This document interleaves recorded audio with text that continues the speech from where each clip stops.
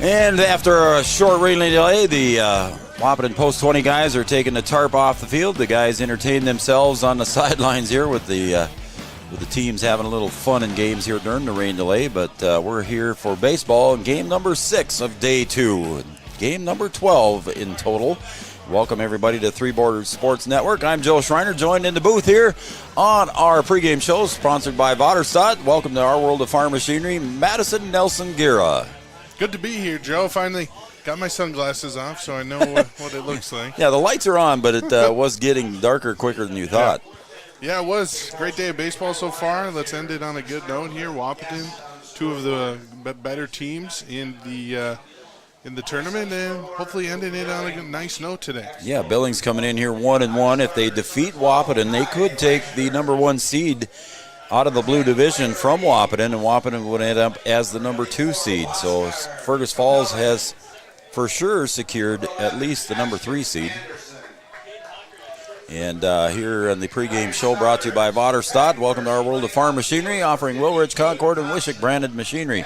Right now we'll take a look at the starting lineups brought to you by Thrivent and Will Ulick. Thrivent, what are you invested in? Thrive with purpose. For the visitors on the scoreboard, the Billings Upper Deck Expos beginning first with Caden Thompson. He's in left field wearing number 50. Jet Gerard is going to be the catcher in this game here tonight, and Jet will bat second. Number 18, Evan Johnson, will be the starting pitcher for the Expos. Number 32, Colton Salmonen, will be at shortstop for the Expos and bat fourth. Taryn Markin will be the center fielder and bat fifth. Logan Walker will be at third base, batting sixth, wearing number 24. Titus Reeves will be the right fielder. He'll wear number 13, batting seventh. And batting eighth is Wyatt Hayden. He'll be at first base. And the number 9 hitter with second base will be Devin Nelson. So again, your starting lineup here for the Expos will be Thompson, Gerard, Johnson, Salmonen, Marker, Walker, Reeves, Hayden, and Nelson. So there's your starting lineups for the Billings Upper Deck Expos as Wahpeton is being introduced now. And your Thrivent starting lineups brought to you by Thrivent and Will Ulick. Thrivent, what are you invested in the starting lineups for your Wahpeton Legion Post number 20? Caden Kappas will start out on the mound tonight for Wahpeton. Tori Ulick will be in center field and batting second. Jackson Fleefel will be behind the plate here in game number 2 tonight, and game number 6 overall. Jaden King will head out to right field in his usual spot. Caden Hockert will go over to shortstop with Caden Kappas pitching. Riley Timian will be at third base and batting sixth. Gavin Schroeder, wearing number 2, will go out to left field. And Josiah Hoffman will be at first base. And Jack Rittenauer will be the second baseman and batting ninth. So once again for Wahpeton, their starting lineup goes as Kappas, Ulick, Fleeflet, King, Hockert, Timian, Schroeder, Hoffman, and Rittenauer. Head coaches for Billings, Montana, John Fisher and Brent Johnson. And the coaches for Wahpeton, head coach is Chris Kappas, and assistant coaches Mike Schroeder and Steve Hockert. So there's your starting lineups brought to you by Thrivent and Will Ulick, and that's going to pretty much wrap up our pregame show here, brought to you by Vaterstad. And my partner, Madison Nelson Gira. Buddy, what are you expecting to see here? Billings comes in at 1-1. Yeah. Wahpeton comes in at 2-0 here in the pool standings. Final game of pool play. Wahpeton has to win this game to get the number 1 seed. If Billings defeats Wahpeton, they'll get the number 1 seed. So it's a 1-seed battle here. So it's interesting because I think one thing can be said, Wahpeton comes in, they're ready to pitch, and another thing can be said is Billings is ready and rested. So we'll see which one of those prevails, Joe. Obviously, I like Wahpeton with Caden Kappas on the mound, of course, who dealt I think one-third of an inning. Yep. One-third of an inning last game, but shut the door on that last game to get the win for Wahpeton. So yeah, I think both of these teams have been good hitting teams. We saw Billings bust out for quite a few hits their last game, so we might be in for a treat, but we'll see if Caden Kappas can maybe deal some nice innings for Wahpeton and likewise for Billings. You mentioned earlier that Billings had played earlier this morning, so they got a little bit of a rest in between their 2 games today. And Billings defeated Big Stone. I think that game started at 10:15. We might have started a little bit early. But anyway, Billings defeated Big Stone 14-2 with the 12-run rule. So Caden Kappas taking and finishing up his warm-up pitches. And as you mentioned, Madison, he came in and finished the final out. And in the last game here, as Wahpeton defeated Fergus Falls, and Caden Kappas comes in to strike out Carter Tilkey for the final out in the 6th. And then Wahpeton comes up and scores some runs here in the bottom of the 6th. They scored the 8th run to get the 8-run cushion is what I should say. Like you said, Joe, a little bit of a rain delay we had here, but I think it's just enough to get some water on the Agar lime out there and just lessen down the dust. And honestly, the best kind of game is one where, you know, the field isn't too dusty and it's also not too wet. It's just right in the middle, really nice, and I think that's what we're going to have tonight. Yeah, the guys brought the tarp out over the pitcher's mound, but during that short rain delay, neither team was allowed to take infield, outfield because they both done it once today. So we're just about ready for our first pitch here, man, as Caden Thompson, left fielder, steps up for Billings. You'll check our game time temperature, Maddie, and I'll check the game time for the first pitch. Is 8:27 our first pitch. Feels like we've dropped a little bit in the game time temperature due to the rain. If my weather app will load. Swing and a miss, and it's strike 2 now from Kappas to Caden Thompson. 77 now, so we dropped a few degrees. Nice little temperature, though. A nice slight breeze blowing in right now. Kappas comes up high and tight. It's 1-2. Good spot there for Caden here on ahead in the count 0-2, and still ahead in the count, 1 ball, 2 strikes. So we'll see what Fleetfoot calls. Just outside, and it's ball, and it's 2-2. Would you say that Fleetfoot and Kappas have a lot of experience together as a pitcher and catcher combo? I would imagine Fleetfoot. Ding, ding, ding. Fleetfoot knows all of Kappas's tendencies and hoping to exploit that will be Billings. Swung on and missed, and it's strike 3. So, yeah, they have been with together for a long time. As the first out is recorded on a strikeout there, and here comes all-purpose Jet Gerard. Oh, yeah, we got to give some shout-outs I to do. I got to go Montana. back and dig that out, buddy. Hopefully they're tuning in again. Thanks for tuning in this afternoon. And thanks for tuning in to Three Borders Sports Network again. Let me go back and find that one here, as we had a lot of text messages from Montana, a lot of Colton Salmonen fans, and we also had Jet Gerard's parents were tuning in as well. So and Wyatt Hayden's folks tuned in as well. They were at a soccer game here earlier for Wyatt's younger brothers, and thank you for broadcasting, and Wyatt Hayden fans. So thank you for tuning in and watching Three Borders Sports Network. Hope you're on again tonight. Hope you're there. While you're there, like and subscribe. It's free. It is free. So you don't get pestering emails either. Yep. Just notifications if you want to turn them on whenever Three Borders is live. Like you said, Joe, Three Borders, pretty busy summer. Have a lot of busy this next week. And if you like watching baseball. Shrine Bowl next weekend already. 2 games on Saturday, a week from tonight. And that one goes just a little bit wide back to the backstop as the walk is issued to Gerard. Takes a big turn over at first. Yeah, not the guy you want to put on right there. Again, we talked about Gerard earlier today about the speed that he has. And with his first name, Jet will be taken off. Same thing with Ulick and Nito. Some of these guys in this tournament that are probably going to snag a bag on you. You like that? Snag a bag? Snag a bag. What'd you say? Score some more for Lamore, you said earlier today, too. And I didn't pick up on that until a little bit later, and I forgot to bring it up. I'm a wordsmith. Pickoff move as Kappas tries to get Gerard leaning a little bit too far.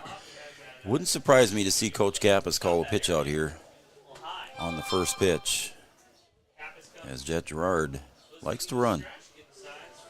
We'll see how things go as Kappas, again, a pickoff move over to first base. Wyatt's family is watching again. Thanks for the text message again, folks. Wyatt Hayden's family watching out in Montana. Thank you. All right. And a swing and a miss there by Evan Johnson, the pitcher. Evan Johnson will be pitching here in tonight's final game. So it's 0-1. We'll see what Jet does over at first base now with the 0-1 count. Caden Kappas delivers and a base hit to right field. Right between the eyes there as Jet Gerard didn't see King bobble it. And Gerard holds up at second base. Nice piece of hitting there. And Yeah, if Jet would have saw him boblet, he would have been on third automatically, I Yep. would believe. So maybe a lucky break there for Wahpeton. So 1 out with runners on first and second. So Colton Salmonen steps up here, the shortstop for the Billings Upper Deck Expos.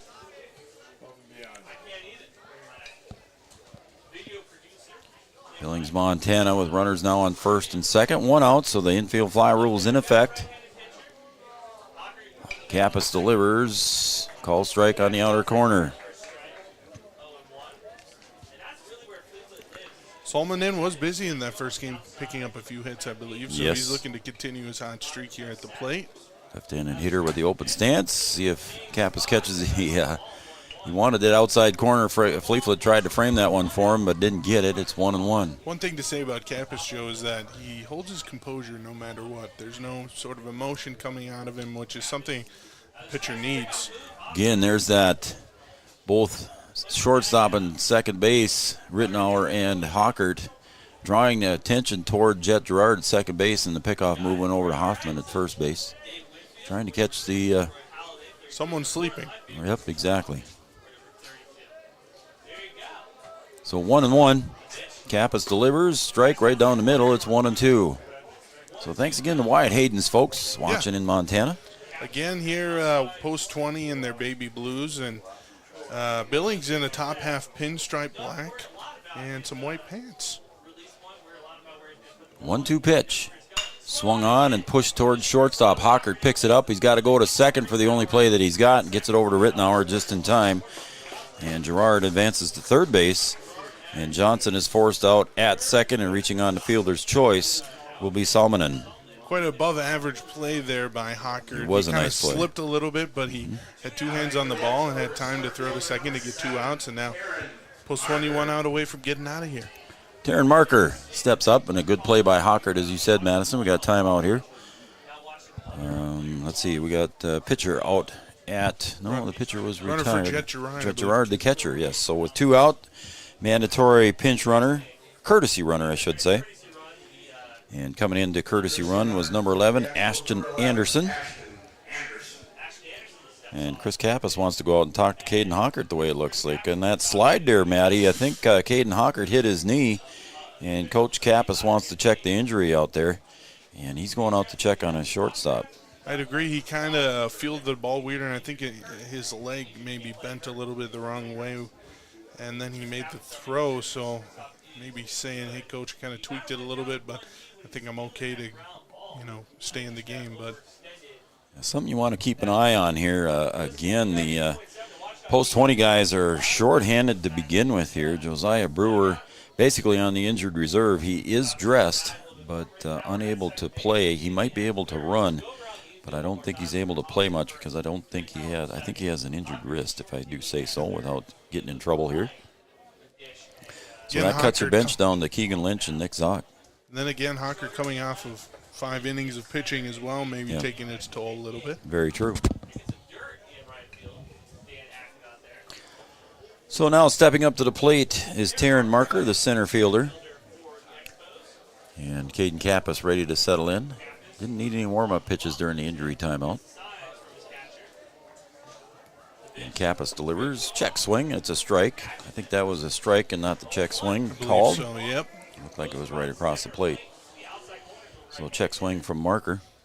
Runners at the corners for Billings. Swung on, popped back, right into the net. Just caught the top of the net there at 29.5 feet. Chad likes that net. Did you ever tell you that? Chad's a fan of the net. He wasn't a fan of the net to begin with, but now Chad likes the net. Didn't like it? Okay. What changed your mind? Kappas delivers. Breaking pitch comes up just a little bit too high. Good pitch there from Caden Kappas. It's 1-2, 2 outs. Looking for that curveball third strike, just left it up a little high there. Again, runners at the corners. Kappas the 1-2 pitch. Just off the corner. Nordic calls that one a ball. Josh Nordic behind the plate, and Brian Kemp on the bases. So almost every post-20 player was headed to the everybody started to run in there on that outside corner pitch. 2-2, and that will be strike 3 there as Marker is retired looking at strike 3. So that's 3 outs here. Billings threatens with runners at the corners. They strand 2, but nobody crosses the plate. And we got a half inning in the books here. Billings 0, Wahpeton coming to bat here on Three Borders Sports Network. Insurance is an important safety net for your family, your home, and your business. Carlson Family Insurance Agency is your local auto owner's insurance provider. At Carlson Family Insurance, they work for their clients, not the companies. Customer service and satisfaction is their #1 goal. Give Carlson Family Insurance a call for all of your personal, farm, business, and crop insurance needs. 701-672-6002 or at cfiagency.com. Carlson Family Insurance, your auto owner's insurance agent. OSPTI has been the therapy clinic of choice for over 15 years here in the southern Red River Valley. At OSPTI, they strive to have the most up-to-date treatment options available with their hands-on method to decrease your symptoms and ensure quality care. Their motto at OSPTI, we strive to meet your goals. Locally owned on 5th Street North in Breckenridge. OSP.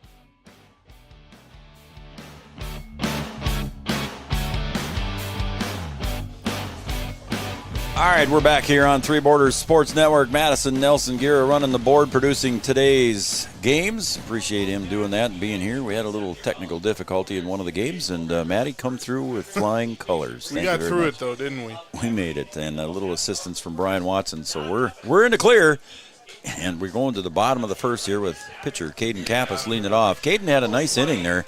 In the last inning, he did give one hit, but he did get 2 strikeouts. One caught swinging and one caught looking. Kappas put the bat on the ball pretty well in the last game, looking for a couple more to get down his hits, though. Evan Johnson on the hill for Billings, delivers a strike and a swing and a miss there by Caden Kappas. Evan Johnson and, of course, Jet Gerard behind the plate. His second game catching here for Gerard. There's a call strike, nice little breaking pitch, and now Caden has had a look at that. This little slow curveball there. As Caden asks for time, steps back into the box, and we're ready to go. Johnson set to deliver the 0-2 pitch to Caden Kappas. That one's outside. Caden Kappas, a good contact hitter, good eye at the plate. He's led off for Chris Kappas for many years in that position. So he gets to see a lot of pitches every year, a lot of at-bats in that leadoff position. And that one's hit to right field, and it's going to drop in for a hit. So Kappas battles the 1-2 pitch. Takes a big turn at first, and Reeves gets it back in. So Kappas leads off with a base hit. It's interesting. He gets down to 0-2 count, but Kappas was able to see kind of all of Johnson's pitches and is ready for that outside ball, and he just takes it right into right field. Nice piece of hitting. And the graduating senior Tori Ulick steps up to the plate, going to Moorhead State University, Moorhead, to play football. Go Dragons. How about that? We even wore my Dragons hat today, so. There goes Kappas, got a big jump. There's no chance for Jet Gerard on that one as Kappas gets in there standing up. No chance for Jet on that one.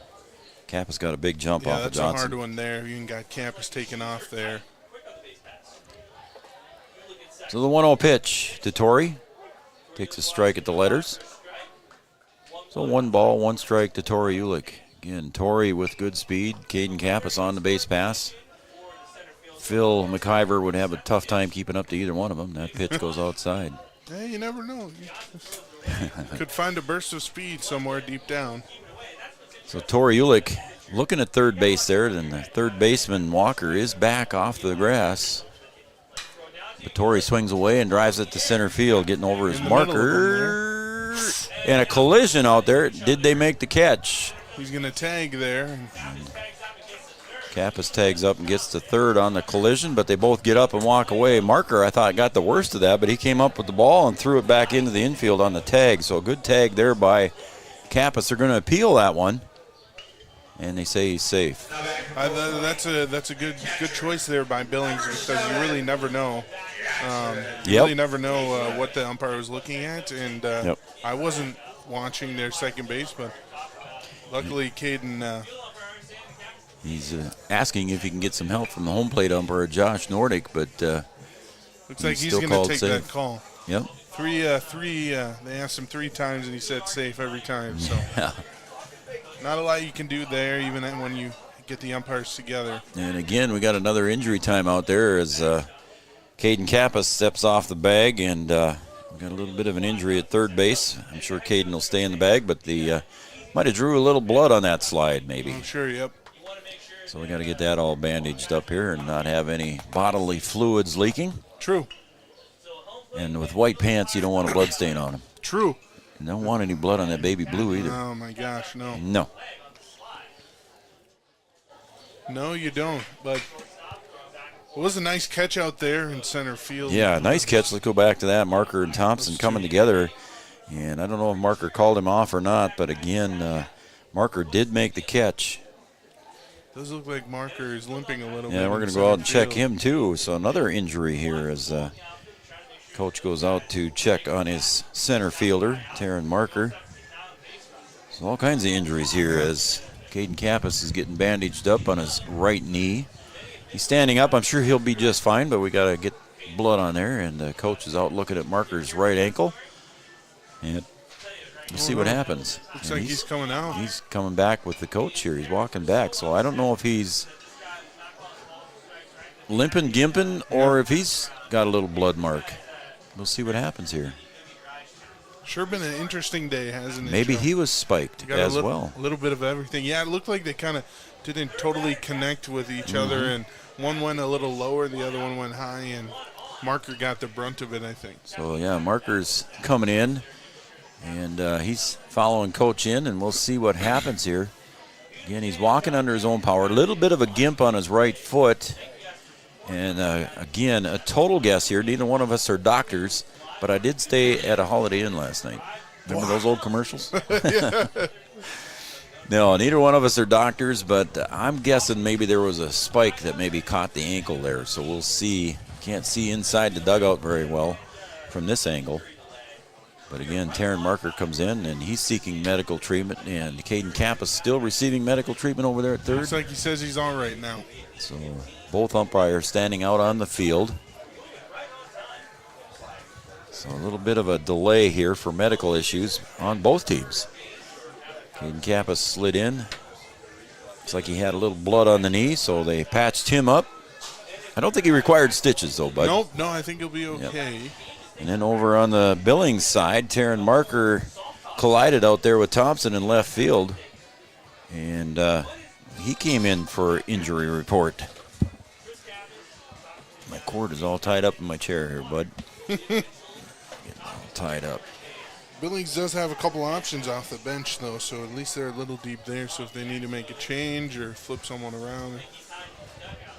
We have new fans tuning in from Billings, Montana. All right. The Gerard family checking on Jet and enjoying the broadcast. We appreciate your comments, and I will show Maddie, and we appreciate it. We're not ones to brag a whole lot there, but we appreciate it, and thank you very much from the Gerards in Billings. Cheering on the Expos, and, of course, Jet. Jet's one of our favorites here.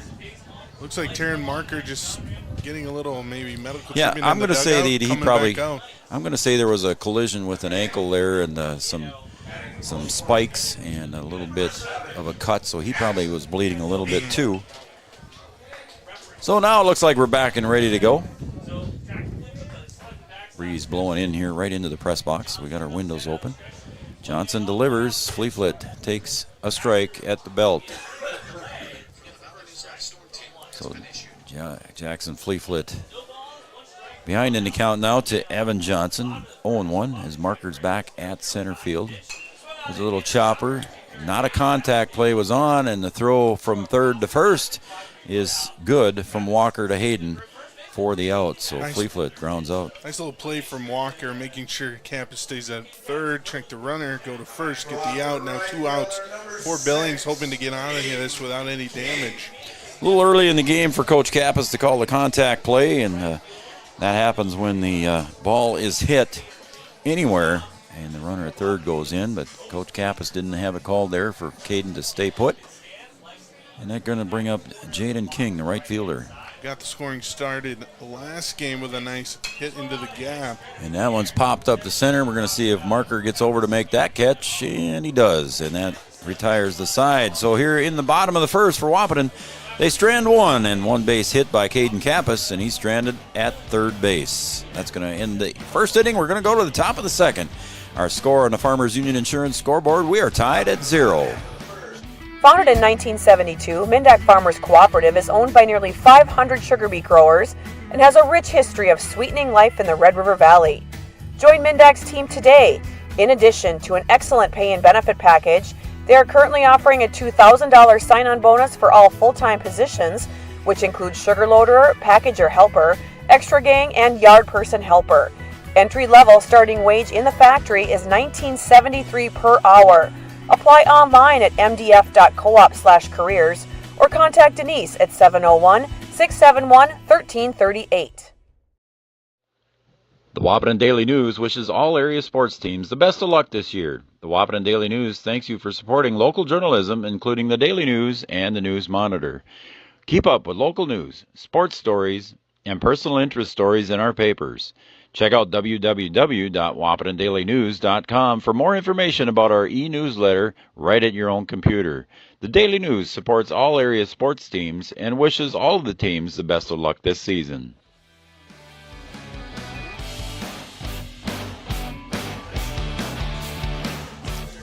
Welcome back to Three Borders Sports Network. We're going to the top of the second here. Maddie Nelson-Gira, I'm Joe Schreiner. Thanks for the fans from Montana checking in with us and shouting us out here. We appreciate that very much. If you want to send us a text message, you can do that too, and that's to area code 701-640-2619. A good game here in the first inning here. Both teams put a runner on, and both teams strand some runners. Billings stranded 2 in the first inning. Wahpeton strands 1 at third base. Had some injuries. Yeah. It started with Caden Hawkert. Remember when he dove for that one to the right and made the play there? Caden Hawkert started out with a knee injury. Then it was Caden Kappas with a little bloody knee. And then Taryn Marker ended up with, we think, a bloody ankle. Swung on, pulled to the left side. Schroeder takes a couple steps to the left and makes the catch. So Logan Walker is retired on the fly ball to Gavin Schroeder for the first out. And Caden Kappas gets the first out here as Titus Reeves, the right fielder, steps up to the plate. Pitcher's dream of one pitch, one out. More fans from Billings, Montana. Thank you, folks. Brandy. And she is cheering on Caden Thompson. All right. So Caden leading off here for the Billings Expos, Upper Deck Expos, I should say. Thank you, Brandy, for the text message. Appreciate the comments. Thank you very much. So all kinds of Montana fans tuning in and watching Three Borders Sports Network. Maybe they got them on their big screen out in Billings. Kappas delivers the 2-0 pitch. Swing and a miss by Titus Reeves. He's the number 7 hitter in the lineup. Need to be watching us in a bar out there in Billings, Montana on a Saturday night. Right down the pipe. Strike 2. It's 2-2. Football season, we get a lot of local area establishments, we'll just say. Putting the game on? Put the games on Three Borders Sports Network. Swung on, popped up in the infield. Kappas going to... That could be trouble. Oh! And they did, and I think they're going to get an out called. It was in foul territory. Yeah, he'll be out, I believe. Caden's trying to make a play on the ball, and as soon as I saw that ball drifting over, I'm like, we might have one of our third collisions of the day. Yeah, and we almost did. Titus Reeves helps Caden Kappas up. Caden probably took some of those hits in football as well as a wide receiver, all-state wide receiver for the Wahpeton Huskies. And the out by Caden Kappas on the pop fly, and interference was also called. I think Caden actually hung on to the ball, too. He did, yep. So first 2 outs here for Billings is going to bring up Wyatt Hayden. Wyatt Hayden steps up to the plate at first base. Had a good series over at first base for Billings here on the weekend so far. It's a 58-footer there again. Probably a little frustration for Caden Kappas. It was so hard his hat fell off. So. Yep. Oh, my mom hated that. When I'd throw it and then my hat would fall off. Of course, I had hair back then too. She didn't like that? Oh, my mom hated that. Why? You can't really control it, Pitch comes up high. It's a strike at the letters, a 1-1. Yeah, I just fly off there, and she didn't like my long hair. Oh, you hippie? Oh, yeah, I was. She'd say maybe? I was back in the 70s, man. Kappas delivers, strike at the knees, it's 1-2. Then I would grunt. when I pitched. Lots and of my mother would grunt with me. That was embarrassing. 1-2, fouled back out of play over toward First Street, west side of John Randall Field. And if you're just joining us here, John Randall Field faces the southeast. The dike out in center field, you see beyond the batter's eye, is right along the Red River of the North. And on the other side of the Red River of the North, the state of Minnesota. So across the way, you see the state of Minnesota. 1-2, 2 outs. Kappas delivers a little floater into Fleeflet, and it's 2-2. Good pitch there by Kappas, trying to get Wyatt Hayden to chase that one. Yeah, it looked like Fleeflet kind of stabbed at it a little bit. If he waits and lets the ball get to him, there might be a little bit low. So the count goes full to Wyatt Hayden. Looks like Hayden was trying to call time there. And yeah, I seen his hand come back to him, Matty. Hopefully, the umpire Josh Nordic would have said no, and luckily that was a ball. Popped up to the right side in foul territory. Hoffman giving chase. He's getting over toward the fence, and it's going to be about 20 feet out of play. So we'll do this full count pitch one more time. Look at the guy hustling to go get that foul ball. He wanted to beat the Billings player. He was hustling, man. Must be a Billings person, too. If we had our extra cameras, folks, stay with us on Three Borders Sports Network this summer. You're going to see some fun stuff here and some fun things we're going to do at the Shrine game and then the rest of our baseball games. Some things going to happen here and some more camera angles. Foul back into the fence. The count remains full with 2 outs. I'm waiting for the drone cam. When's that coming? And if we get permission, we might do it. I've got a drone, buddy. We could do it. Shouldn't say I've got it. Yeah, I brought mine today just in case. Did you? I actually did. I was going to get a shot or two. All right. Wyatt Hayden with a good at bat here, hanging tough. He is. Nice at bat here. Hayden Kappas with the 3-2 pitch and 2 outs again. Wyatt Hayden, the 8-hitter in the lineup, hanging tough. And the pitch lets up on it a little bit and catches Wyatt Hayden on the outside corner and retires the Billings Expos 1-2-3. That retires Billings here in the top of the second. We're going to go to the bottom of the second. We're still scoreless here between Billings and Wahpeton on Three Borders Sports Network. Red River Human Services Foundation provides services to people with disabilities, which enhances their quality of lives and enable them to live, work, and develop relationships in their communities. Red River Human Services Foundation has multiple direct support professional positions available in their Wahpeton, Fargo, and West Fargo locations. Job opportunities include flexible scheduling, competitive wages, on-site paid training, and life experience. Voted #1 place to work for the past 5 years. Join their team and apply online at www.rrhsf.org. Red River Human Services Foundation supports all local area sports activities and wishes everyone the best of luck. Best of luck to everybody. And also we want to thank Digital Guru for stepping on board here. Digital Guru, downtown Wahpeton on Dakota Avenue. Boy, they got all kinds of computer stuff. And then audio-visual needs, man, they can build your man cave, Maddie, when you get married. Right. Home and business computer services and support networking, all kinds of computer stuff. Downtown Wahpeton, stop down and see the guys down and check out whatever you need down there. All kinds of printer, toner, ring security systems. That's good. I'm running out of things in my man cave. So you got to get your man cave going, man. Emily says I got to downsize at least just one room. So. Caden Hockert at the plate. Takes a 59.5-footer down in the dirt. Hey, Jaden King, we're getting some shout-outs for the Wahpeton Post 20 boys. Jaden King, his grandma and grandpa, Bill and Lisa King, giving us a shout-out from beautiful, scenic Tyler, Minnesota. All right. Swung on and fouled back. Caden Hockert levels the count at 1 ball, 1 strike. So a breeze coming in now, right into the press box here, Matty. And I'm not complaining. No, it feels good, but it does make a little bit of background noise on our microphones. As that one is called strike. It's 1-2 now to Caden Hockert. Caden Hockert playing shortstop again. Made a nice play in the first inning, but tweaked his knee a little bit. But looks like he's back to normal here. 1-2 pitch from Evan Johnson. And the pitch sails up high and gets away from Gerard. He'll go back and chase it. 2-2. And the Cappuses, Wayne and Mary, Right. grandparents to Caden, and parents to I believe Chris I Kappas. saw them here, so thanks for tuning in Yeah. doubly. That one's fouled back out of play by Hockert, and he'll get another try at it with the count at 2-2. Wayne and Mary always tuning in to Three Borders. They faithfully watched us all winter long, all fall long.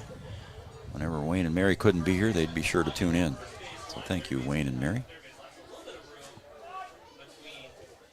And the pitch is, wind dies down. That's outside and low for ball 3, and it's a full count. So again, just like that, the wind dies down and blows back again left to right instead of straight into the press box. So Hockert, 3-2 pitch from Evan Johnson. The payoff pitch just missed the outside corner as Hockert draws the walk. Yeah, that's a good spot for that pitch. It's just a little bit too much outside. Evan Johnson just barely missing that one. Brings up Riley Timian, the third baseman. Big Riley at the plate. Offensive lineman for the Huskies last year. Eli Kappas was an offensive lineman for the Huskies last year too, and he played on the B Legion. Eli's lost some weight. Since then. Yeah. Pickoff move and a slow, easy throw over to first base there by Johnson, and Hockert back safely. So no score here. Riley Timian at the plate. Caden Hockert at first base. A little speed over at first base. Let's see if Coach Kappas puts on a play here. Ooh, Riley Timian turns the hips and pulls that one foul. Got ahead of that one a little bit, Matty. Just a little bit. So no balls, one strike. Looks like I got another Montana text message. We'll do this after this pitch. 0-1 to Riley Timian. Again, Hockert on first. Getting the lead, leaning a little bit toward the bag, but stays put as Gerard picks that one out of the dirt and fakes the throw down to first base. So Gerard. Nice play there by Gerard. He's kind of a Swiss Army knife. Yeah, there you go. Swiss Army knife. We've been talking about how versatile he's been, a utility player for Billings. And Jet Gerard, man of talents. Got another Montana text message here. I'll do that after this pitch. 1-1 pitch to Riley Timian.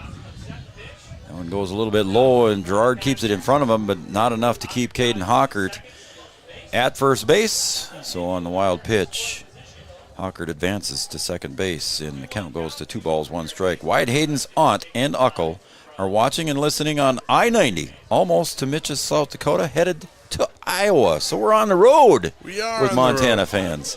So thank you, aunt and uncle, to Wyatt Hayden.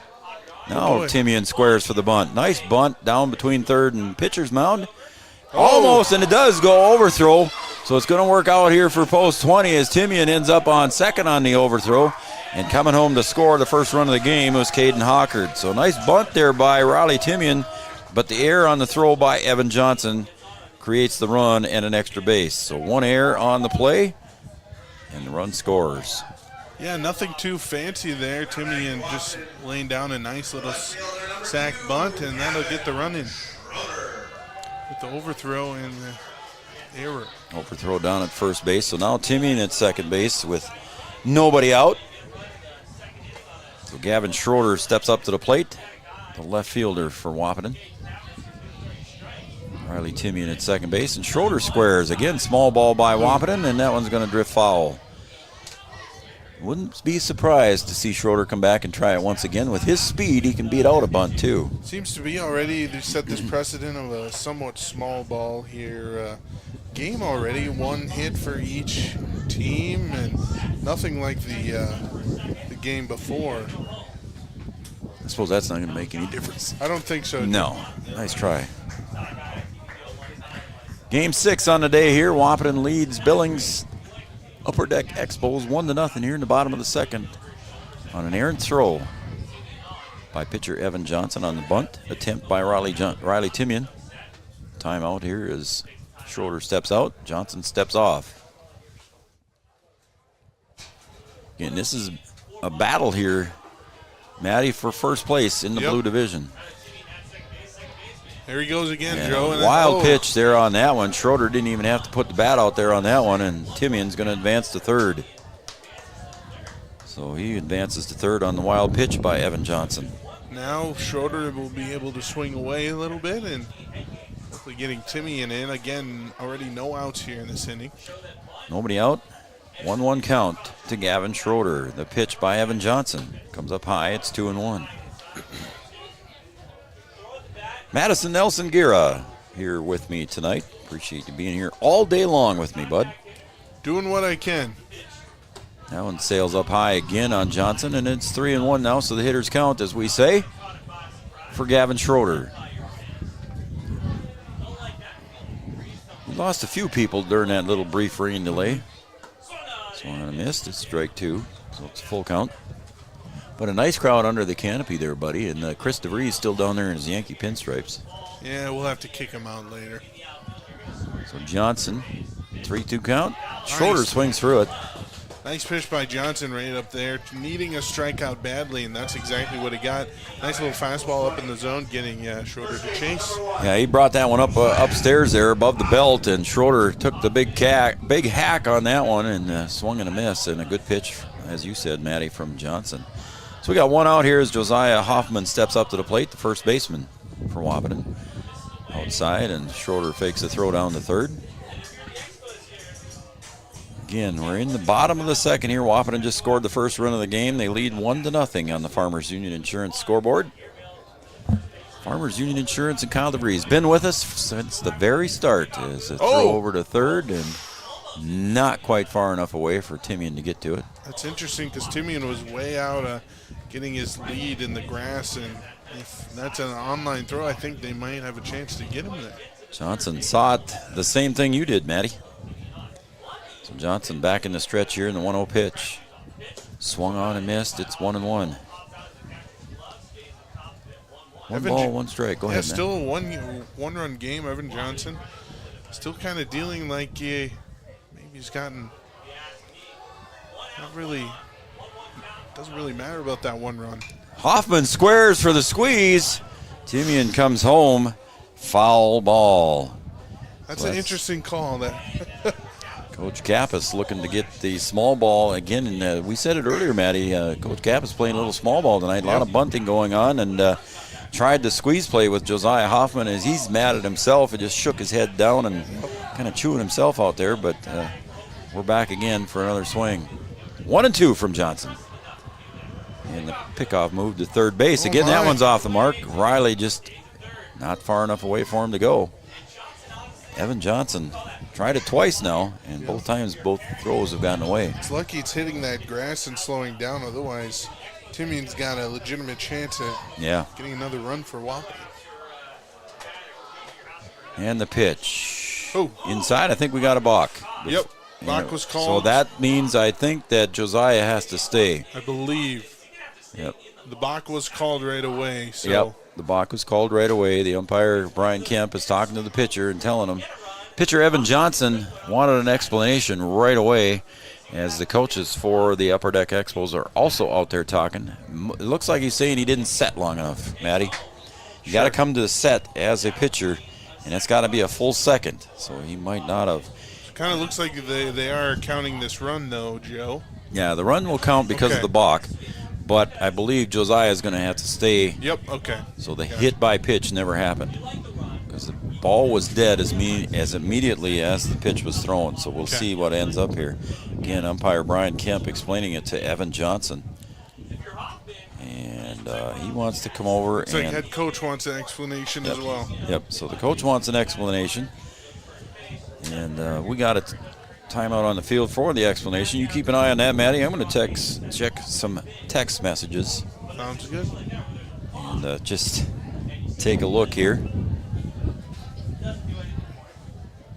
So some information there for you, Matty. And another Billings, Montana fan watching. Caden Thompson fans. Caden's papa and grandma watching from Billings, Montana.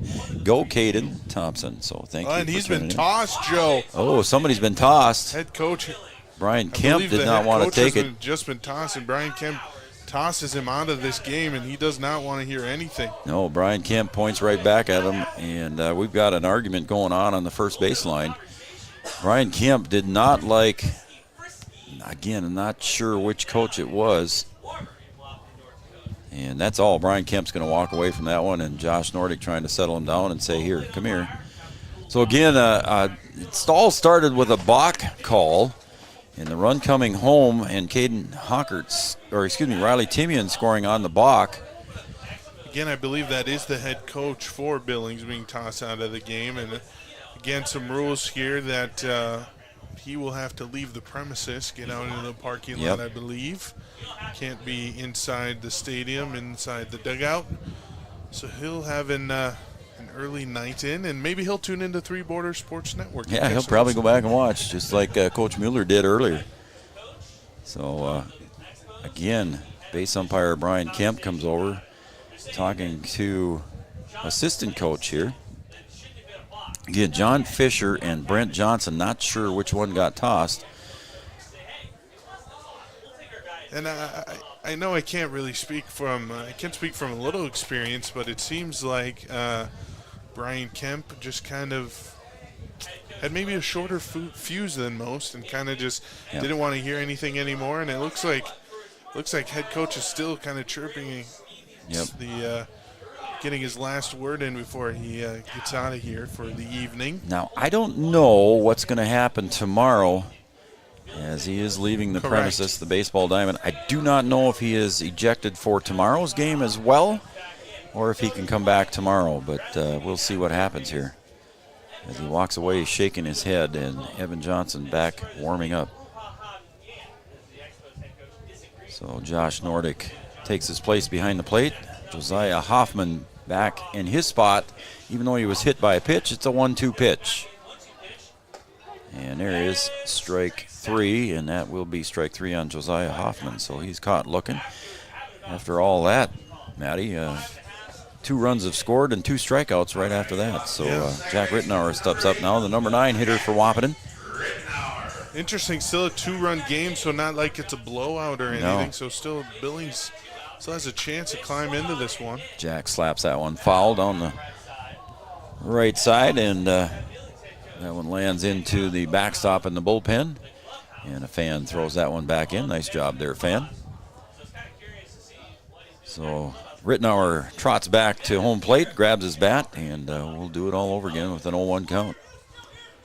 Yep, he's still in the dugout. I saw him. He's picking up his stuff. I saw him come back into the dugout. Yeah, he came back into the dugout to get his personal belongings. Needs a key. And Brian Kemp saying, "What are you still doing here?" Yeah, I heard him through the headset. I did as well. So now home plate up there, Josh Nordic making sure he. Yep. That's too bad. You feel for both sides. Yep. So it's an 0-1 count now to Jack Rittenauer. What a day, Joe, huh? What a day we've had. Johnson delivers. Rittenauer slaps it to right field. Going back is Titus Reeves, and he makes the catch. So Rittenauer slaps it to right field. Titus Reeves drifts back, makes the catch, and retires the side, but not after Wahpeton scores 2 runs. Hockert and Timian come home to score, and that's going to wrap up inning number 2. And they go into the top of the 3rd here on Three Borders Sports Network. Our score, Billings, Montana, Upper Deck Expo 0, Wahpeton 2. Back after this. Three Rivers Crisis Center is offering support to survivors of domestic violence, sexual violence, and child abuse in Richland County for now over 25 years. It's free and strictly confidential. 24/7 access to support and resources including counseling. Get help, identify abuse, plan for safety, support others, and get involved. Three Rivers Crisis Center's 24-hour crisis line is 701-642-2115.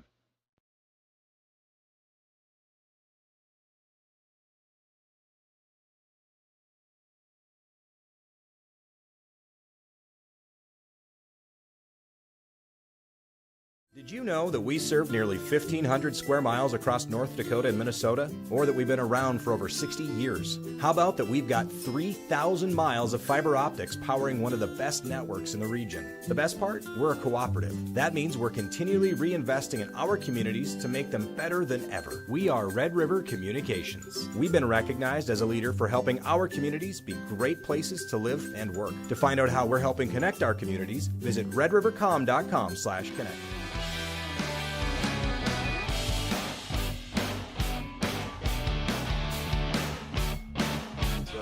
Hit the button. My fault, Madison. Welcome back to John Randall Field here. Beautiful John Randall Field on a breezy evening here. Temps in the upper 70s and 2-0 lead for Wahpeton as we go to the top of the third. Again, Colton Salmonen's fans are tuning in from Laurel, Montana. So thank you for tuning in, and the text message again from Laurel, Montana. All right. Devin Nelson going to lead off here in the top of the third for the Upper Deck Expos, facing Caden Kappas. And the pitch a little bit low, and Fleetfoot blocks that one. So Devin Nelson, the number 9 hitter in the lineup.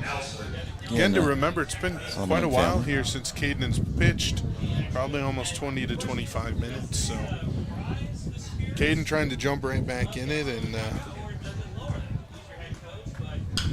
there's a little ground ball to Hockert at short. Long throw, not in time, and it gets away, but Jackson Fleetfoot there to back that one up with good hustle by the catcher. And so that'll be an error on the throw. I don't know if Hockert would have got him. it would have been a bang-bang play. It would have. I think he would have beaten it out, but yeah, nice by Hockert to at least get the glove on, give it a chance. Nice backup there by Fleetfoot running from his good catcher hustle position. by Fleetfoot. So that's going to bring up Caden Thompson, and we got a text that we got to talk about here for Caden. His sister Chloe is watching. Caden Thompson's sister Chloe. All right. Tuning in, and thanks for tuning in, Chloe. Watching Three Borders Sports Network, cheering on your brother Caden, who's leading off here for the team in his second time at bat here in the third inning. He's 0 for 1 so far today.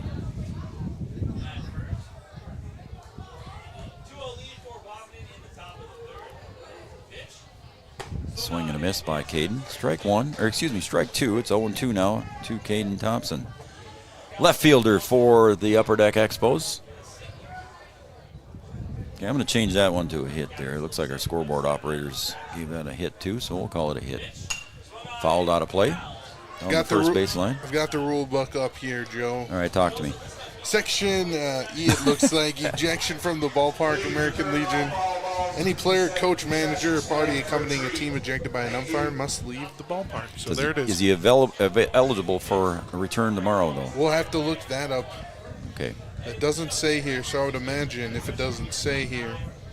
I think in high school ball you have to sit out the next game, too. Maybe I'm wrong. I might be wrong on that one. Swing and a miss by Caden Thompson. Kappas strikes him out for the first out. Nice pitch there up in the zone. Looks like a nice juicy ball for the batter. He swings and can't catch up to that one. Sorry, Chloe. Caden struck out for you there. It's going to bring up Jet Gerard, the catcher. Jet walked and reached as far as third base in his first time at the plate. And the runner at first base is Nelson. Pickoff move over there, and Nelson gets his pants dirty and gets back in time. So Upper Deck Expos here, trailing Wahpeton 0-2. I'm either getting the same text message all in a row or something stuck. We're being spammed. Yeah, something's going on here.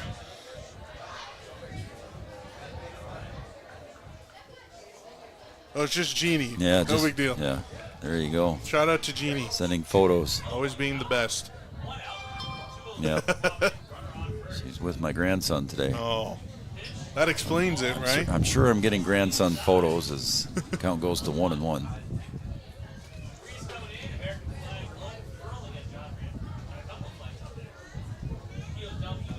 One pitch to Jet Gerard. So it's 2-1 now on the inside pitch. So again, Caden Kappas on the hill here for Wahpeton. Behind the plate, Jackson Fleetfoot. Jet Girard in the box, steps in with a 2-1 pitch.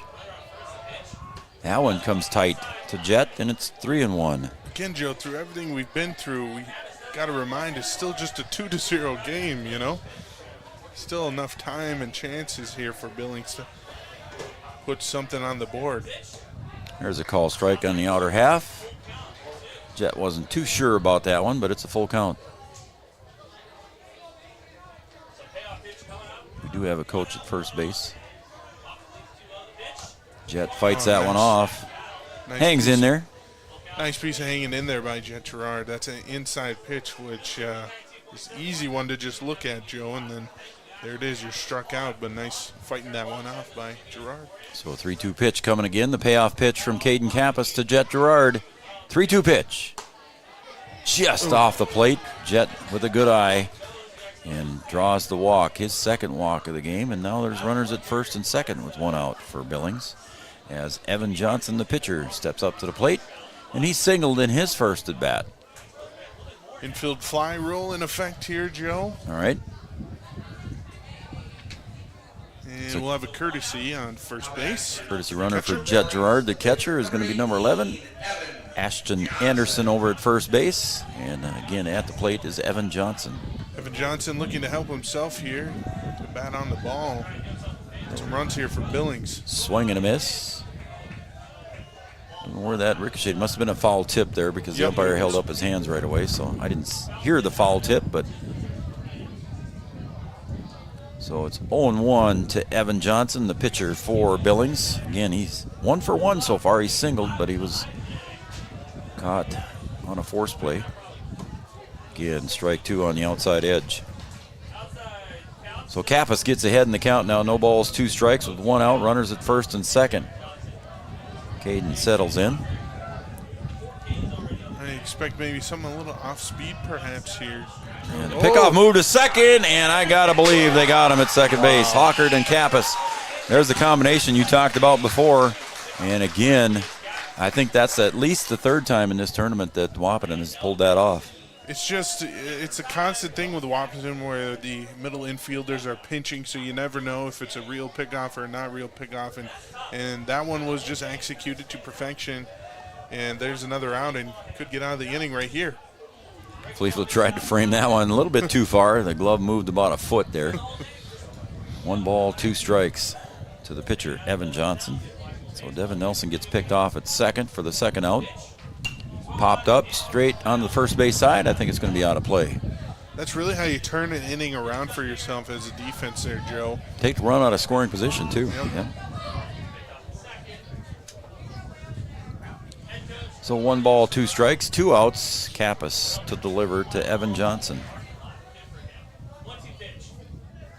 Swung on and foul tip. Some sort of change up there. Took some speed off that one. Johnson just getting a piece. Salmonen picks that one up here. I'm sorry. He's chasing the foul tip. Salmonen with a bunch of fans back in Montana giving him shout outs. The 1-2 pitch with 2 outs. And the pitch, a little bit low, ball 2, 2-2. Again, the courtesy runner over at first base is Ashton Anderson, running for Jet Girard, who reached on a walk. And the pitch. Again, there is strike 3 as he lets up on that one. And strike 3 for Caden Kappas, striking out Evan Johnson. Nice little breaking pitch there to get the 3rd out for Wahpeton here and send the Upper Deck Expos to the defensive side of the field. At the end of 2.5 innings of play on the Farmers Union Insurance scoreboard, Billings Upper Deck Expos 0, Wahpeton 2. Wahpeton coming to bat on 3 Borders Sports Network. Insurance is an important safety net for your family, your home, and your business. Carlson Family Insurance Agency is your local auto owner's insurance provider. At Carlson Family Insurance, they work for their clients, not the companies. Customer service and satisfaction is their #1 goal. Give Carlson Family Insurance a call for all of your personal, farm, business, and crop insurance needs. 701-672-6002 or at cfiagency.com. Carlson Family Insurance, your auto owner's insurance agent. OSPTI has been the therapy clinic of choice for over 15 years here in the southern Red River Valley. At OSPTI, they strive to have the most up-to-date treatment options available with their hands-on method to decrease your symptoms and ensure quality care. Their motto at OSPTI, we strive to meet your goals. Locally owned on 5th Street North in Breckenridge. OSPTI. Welcome back to John Randall Field, Three Borders Sports Network, Madison Nelson Gira. I'm Joe Schreiner, and we want to thank the city of Wahpeton for their sponsorship on Three Borders Sports Network. Great places to eat, great places to shop. I mean, you can't name all the good places to shop downtown Wahpeton and even on the outer What's your edges. favorite place to eat in Wahpeton? My favorite place to eat? I'd say the Brew for me. I like steak. So any place that serves a good steak, right. I'm going to go there. All right. There's a lot of good places to eat here in town now. And also all the fun things that they've got at Chahinkaba Zoo, and the golf course, a lot of good things. Thank you, City of Wahpeton. Chris DeVries down there below, still wearing his Yankee pins. Yankees looking pretty good as of late, to be honest with you. But Yeah, I'm afraid you're right. Especially when they play the Twins. As Caden Kappa steps up here in the bottom of the third, takes a call strike. Hey, we got to give Mike McCall a shout-out watching from the lake. All right. Got it on the big screen down there. Thank you, Mike McCall, watching Man. Post 20 baseball. And, of course, the athletic director said that high school ejections are exactly that. You get ejected for the game plus the next. okay. So we'll see what happens good to know. tomorrow. I don't That's know good to about know. Legion Thank baseball, you, but that's Mike. what Mike said on an ejection. Could be some nice hustle here. Toward the first base side and lands right on the roof of the dugout. So Hayden giving a chase to that one, but it's going to land out of play. So thanks, Mike McCall, for the shout out, and thanks for the tip there. Appreciate that.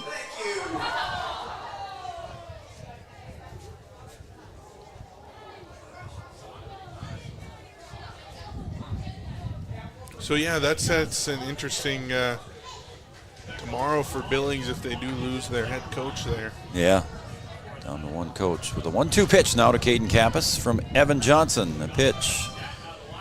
That one goes outside and high. It's 2-2. Again, Caden Kappas with a great eye at the plate for a junior, going to be senior.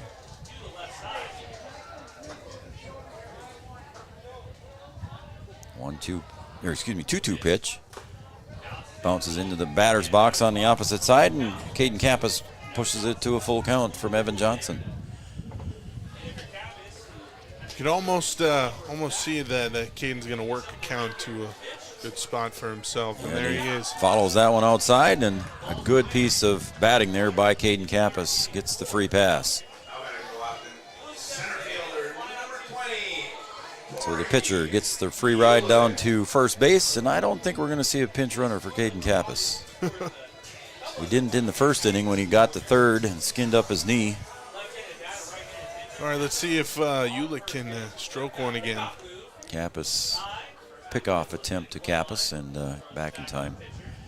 Again, Billings well aware of the speed of Wahpeton here in the upper part of the order. In the pickoff move, a quick pickoff move that time, and making a good job of it over there was Hayden. And a step over the top of Caden Kappas.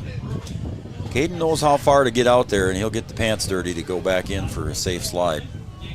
And there goes Caden Kappas. The throw down by Gerard sails up on him. Kappas slides in safely. So a stolen base for Caden Kappas. Gerard knew that. Yep. And he knew he had to get rid of it in a quick release. And I think that, that's right, Joe, affected the throw, and when it sailed on him a little bit, maybe he has a chance if that's on line, but I mean, I couldn't really tell you when the last time Caden was caught stealing. A timeout at home plate for Gerard to adjust something in his pocket. And a 1-0 count now to Tori Ulick. Swung on, pulled foul. So Tori Ulick sitting now on a 1-1 count. Pulled that one foul on the inside pitch. Tori Ulick in his first at bat, flied out to center.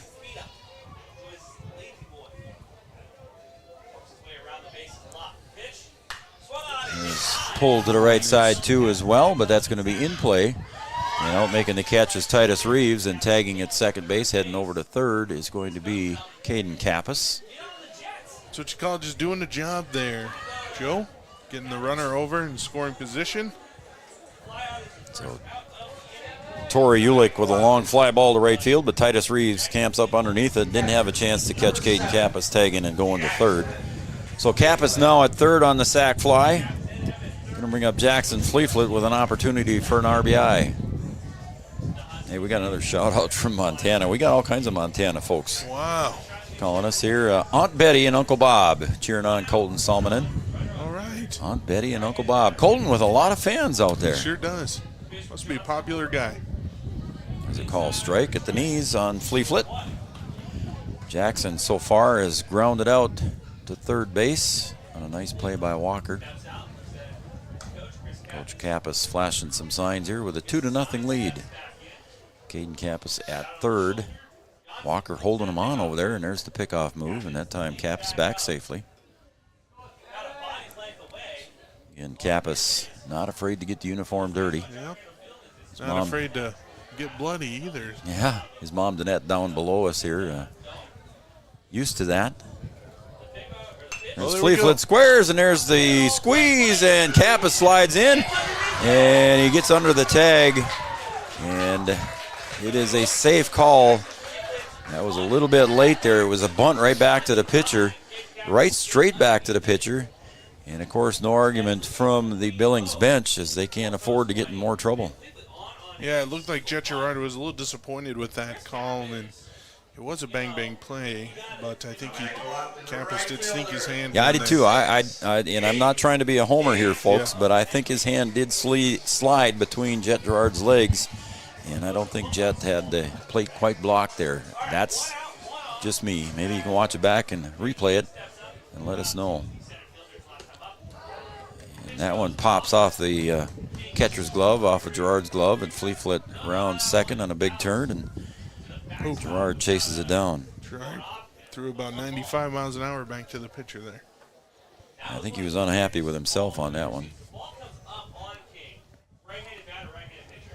So Jaden King at the plate, 1-0. So Fleeflet out at second base, getting a big lead out there. And here's the turnaround pickoff move, and Fleeflet dives back in safely. Some close plays here tonight, Matty. Sure have been. Some good baseball here tonight. So 3-0 lead here for Wahpeton in the bottom of the third. King chops that one. I think, did it hit his foot? Yes, it did. It hit his foot. So a dead ball. So I think that hit King's foot on the call. Because the plate, as everybody thinks, is whole or fair territory because the lines are drawn from the backside of the plate. So if it does bounce off the plate, it's considered a fair ball. Right off his ankle, I think. So I think that went off his foot. At least that's what home plate umpire Josh Nordick called.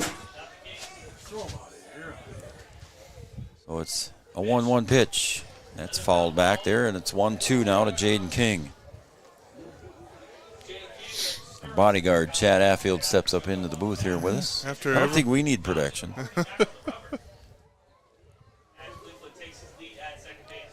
So Jaden King, the 1-2 count from Evan Johnson, and a pickoff move, and that one, I believe, hit Fleeflet. It might have been in the side of the helmet, and Fleeflet is motionless. It looked like right in the ribs, Joe. Was it in the ribs? Is that where it was? Right in his body, yep. And again, Post 20 cannot afford injuries right now. And he is still down. That one stung a little bit.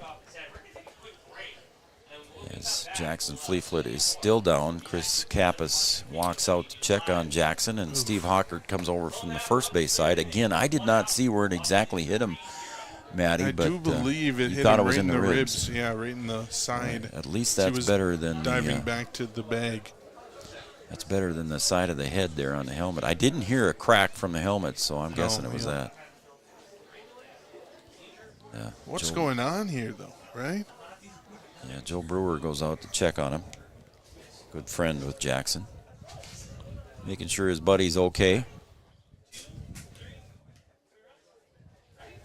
And Joe Brewer has his helmet. Again, we're in the bottom of the third here on the pickoff move. Fleeflet was getting a big lead. And looks like Brewer's going to run for him. So again, for the catcher, you can have a courtesy runner. So Joe Brewer comes in to run for Jackson Fleeflet. Who will come in as catcher if he can't come in? Yeah, Jack Rittenauer. Okay, Yeah, sure. Yeah, Jack will come in to catch. We'll see if Jackson comes back, though. Tough young man. I would expect Jackson to come back. Yeah. So again, the courtesy runner for the catcher, which is legal, as Joe Brewer comes in now to run. And so Jaden King back at the plate here.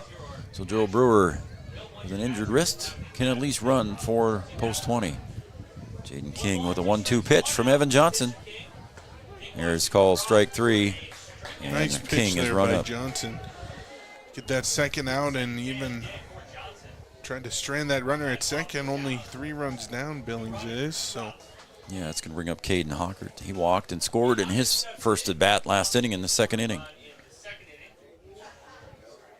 Evan Johnson delivers. Little breaking pitch there. Caught Hockert kind of backing out of that one. Still came inside, but I think it kind of fooled Caden Hockert on the first pitch, breaking pitch.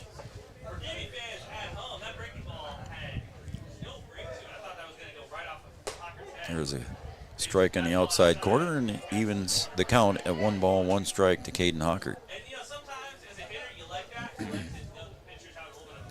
Evan Johnson, 1-1 pitch.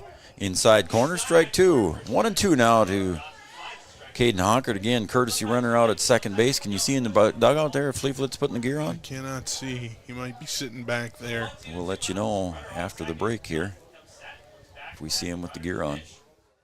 And Hockert on a protection swing there, strikes out on the swing, and a good pitch there from Evan Johnson. Retires the side after 1 run scores for Wahpeton. 1 hit and 1 stranded at second base. We're going to the top of the 4th.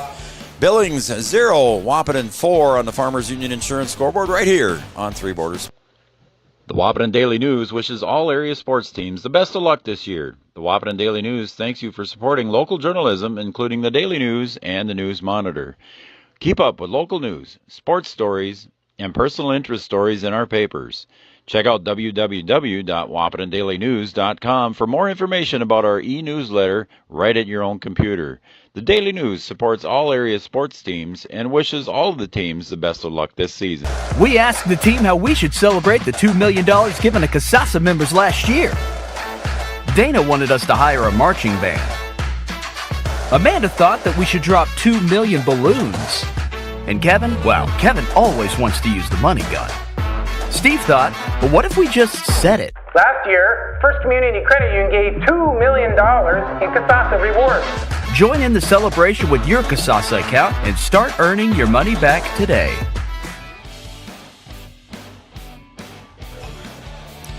All right, good news here back at John Randall Field for Wahpeton Post 20 fans and catcher Jackson Fleeflet fans. You see he's back, got the gear on behind home plate. Coach Chris Kappas came out to make sure his catcher was fine.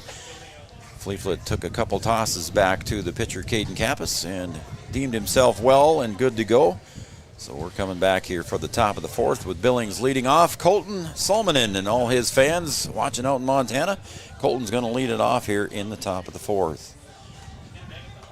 Got a comment from one of the Montana fans. Home plate umpire had a better view than any of us. It was a bang-bang play, but the replay looks like he was safe on the squeeze play. So thank you, Montana fans, for being fair. And we'll go with your call as well. Again, home plate umpire was right there on top of it. Gerard made a nice tag, but I think the hand came through there by Caden Kappas. So we'll drop that, and we'll move now to the top of the 4th again. Colton Solomon, and almost messed that up really bad. Solomon. We've done it a couple times. Yeah, I know. It's getting late. But now that his whole entire family is listening. Yeah, you got the family and the milkman and the postman and everybody else watching there cheering on Colton.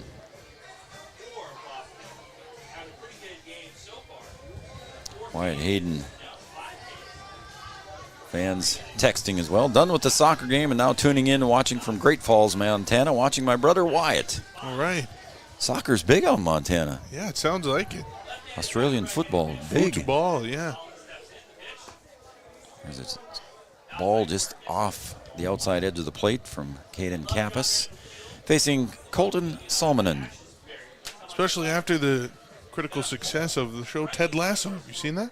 What? Have you seen? You've never seen Ted Lasso on? Oh no! Oh my goodness! I think our Montana people know what I'm talking about. They probably do. Text back in if you know what I'm talking about. Ted Lasso. One of the best shows on TV. All right. Okay. I don't know what that has to do with anything, but I think the count goes to 2-1. Ted Lasso sounds like it's an old Western. No, it's got Jason Sudeikis, who used to be yeah, on okay, SNL. So yeah, he's starring in that. So all right. 2-1 pitch to Salmonen. It's pulled out into center field. Drifting back is Hawkert at shortstop. And shallow center field makes the catch on Salmonen. So Colton Salmonen is retired on the pop fly. I lost that one in the lights there. I did as well. I didn't see it get up in the air there. And Taryn Marker steps up to the plate, struck out in his first attempt in the first inning, and now getting his second attempt here in the top of the fourth. Wahpeton leads 3-0. Comes inside for a strike. Got to talk about a little bit about our equipment. We got more cameras coming here for the rest of the summer, and our friend on the maintenance squad, Phil McIver, had a question for me the other day, so I want to explain that to some of our fans. It was a good question from Phil. That one's in the dirt, and Fleetfoot gets beat up again. He's a trooper back there. I'll tell you what, Hawkert was throwing a lot of dirt pitches to him earlier, and Fleetfoot took a lot of them off his legs. And it's a 1-1 pitch.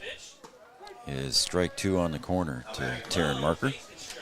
Yeah, Phil asked us, why don't we have balls and strikes or times displayed on our scoreboard that we have? Well, good question. It is a very good question from Phil, and I'll answer that one for those of you that may be wondering the same thing.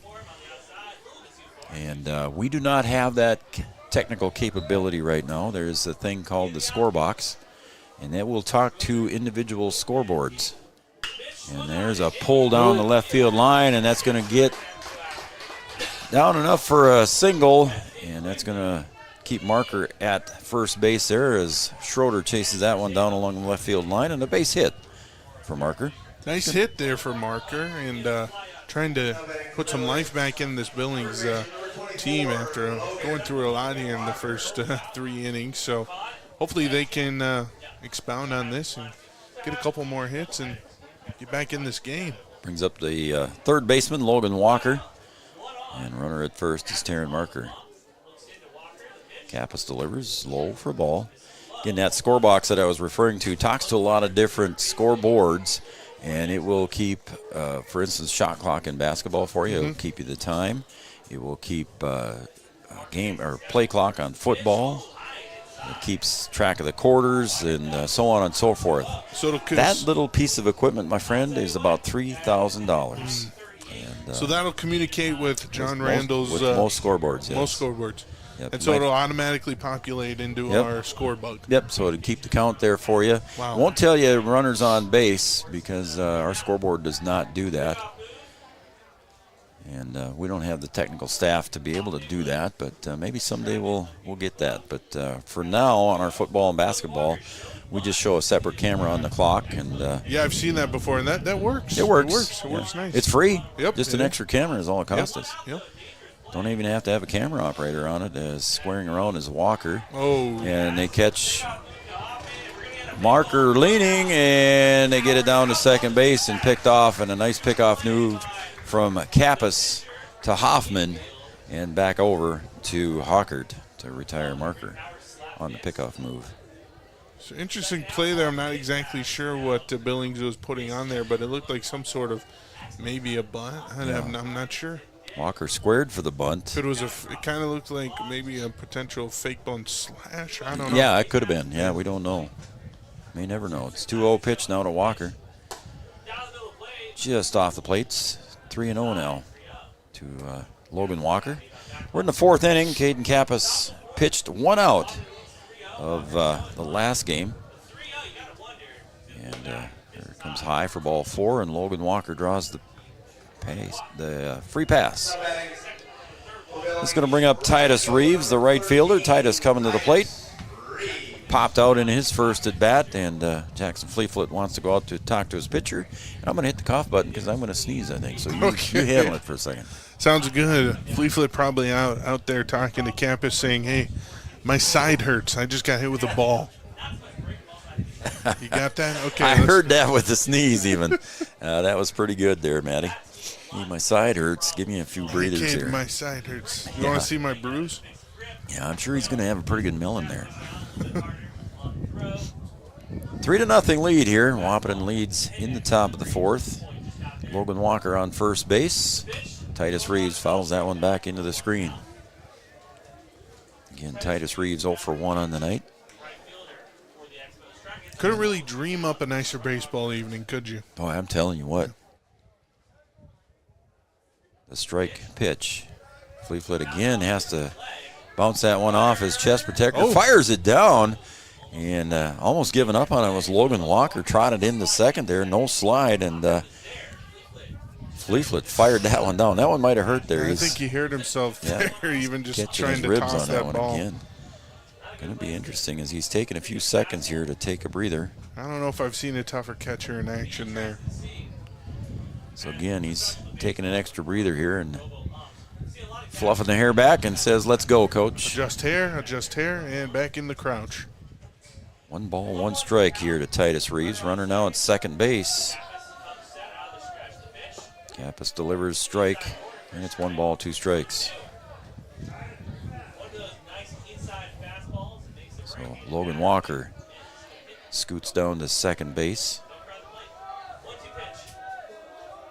And the pitch comes up high. Fleeflet was thinking that Logan Walker might be trying to go to third. So it's 2-2. Deuces Wild on the scoreboard, Matty. 2 balls, 2 strikes, 2 outs. To Titus Reeves. The pitch looped on into center field, and that's going to land for a base hit. Ulick picks it up, and he's going to bring it home in a hurry.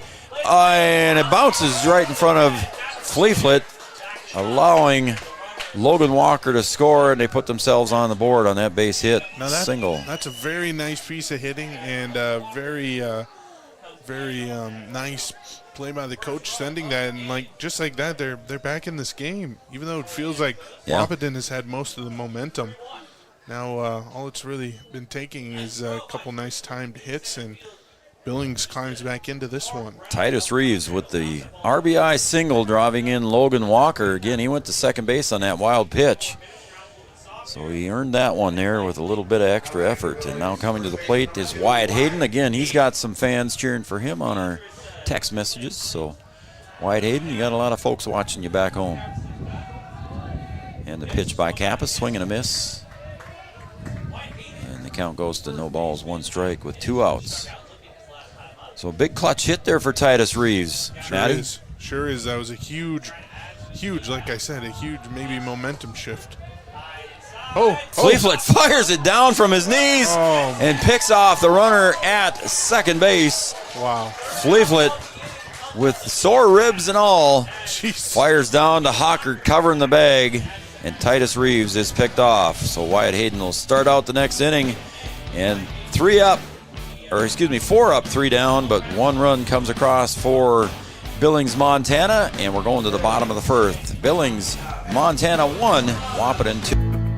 Red River Human Services Foundation provides services to people with disabilities, which enhances their quality of lives and enable them to live, work, and develop relationships in their communities. Red River Human Services Foundation has multiple direct support professional positions available in their Wahpeton, Fargo, and West Fargo locations. Job opportunities include flexible scheduling, competitive wages, on-site paid training, and life experience. Voted #1 place to work for the past 5 years, join their team and apply online at www.rrhsf.org. Red River Human Services Foundation supports all local area sports activities and wishes everyone the best of luck.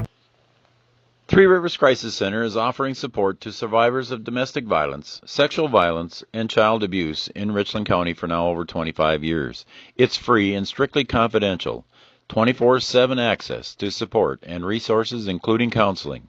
Get help, identify abuse, plan for safety, support others, and get involved. Three Rivers Crisis Center's 24-hour crisis line is 642-21. Did you know that we serve nearly 1,500 square miles across North Dakota and Minnesota? Or that we've been around for over 60 years? How about that we've got 3,000 miles of fiber optics powering one of the best networks in the region? The best part? We're a cooperative.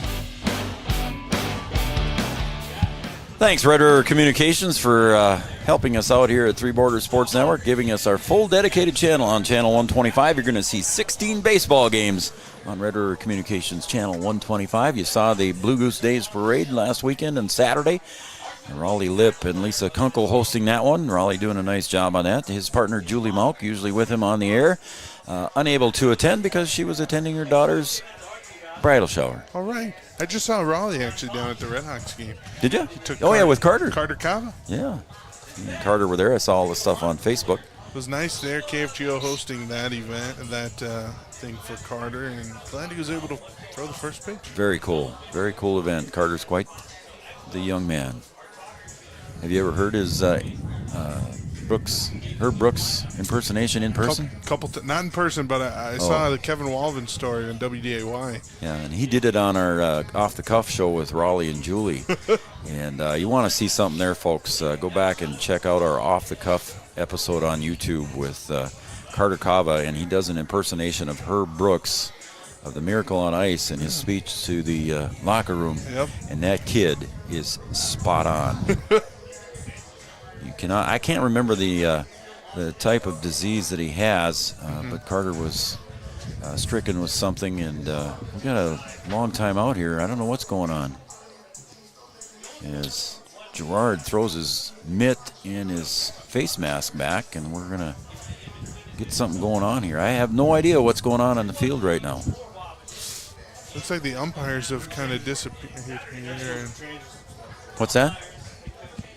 Coach was talking to Josh. Here he comes. Okay, here he comes. So turn the music down, Mike. Turn the music down. Josh is coming up.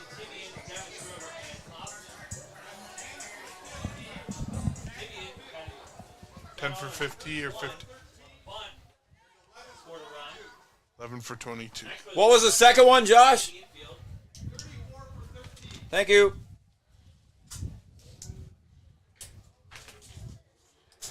All right. Sorry about that. I yelled into the microphone there, folks. So we got some substitutions here for Billings. So number 10 is Micah Reeves. He'll come in for Caden Thompson. 6 games, Joe. 6 games. Yeah, I'm sorry. I yelled in the microphone. Sorry about that. Watson probably mad at me. I blew out the mics maybe, huh? And also in for Titus Reeves will be Waskar Kaplan. There's your man, buddy. My guy, Waskar. And Timian pumps that one out to the foul side of first base. And catch. My goodness, and what a collision. Did he hang on to it? He did. What a catch over there at first base by Wyatt Hayden. My goodness. I'll clap for that one. That Wow, what a catch. He collided with the fence on the side there, reached over the fence, grabbed it, and went down and kept himself from falling over. What a catch by Wyatt Hayden on first base. Wow. That's a Sports Center one right there. That was a dot. Wish we could have got that one on camera. Yeah, wow. For the folks back home.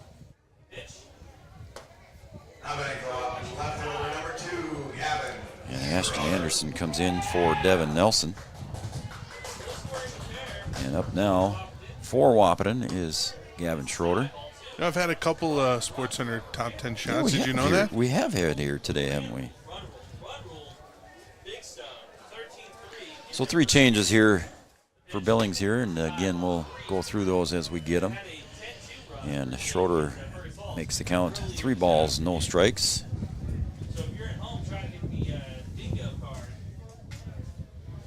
And Gavin Schroeder at the plate. 0 for 1, and runs the count now to 3 balls and 1 strike, does the left fielder for Wahpeton. This game started at 8:27, and swing and a miss. And right now it's 9:49, so 1 hour and 22 minutes. We're only in the 4th inning. Seems like it's a little longer than that, doesn't it? We've been through a lot. Foul back right into the plate there, and goes backwards, so that's a foul ball. Yeah, we've been through a lot. We've seen a lot today, haven't we? Madison Nelson Gira joining me here. I'm Joe Schreiner. Thanks again, everybody, for tuning in and watching Three Borders Sports Network. And Matty, been here all day. We've had that was yours, bud. Yep, I had it. That Interesting was, if you had your baseball bingo card out. Yeah, You might be able to might get have a bingo for sure. Might add a Maybe blackout. couple. Might add a blackout tonight. Today, I should say. We've seen just about everything. So it's a full count pitch to Schroeder, and he takes that one right at the belt. Pitch there by Johnson. Very nice breaking pitch. Breaks right over, back into the strike zone, right on the outside part of the plate, and nice pitch there. And did we get a change of pitchers as well? Nope, Evan Johnson's Yeah, still he's on the still mound. on the mound. Yep.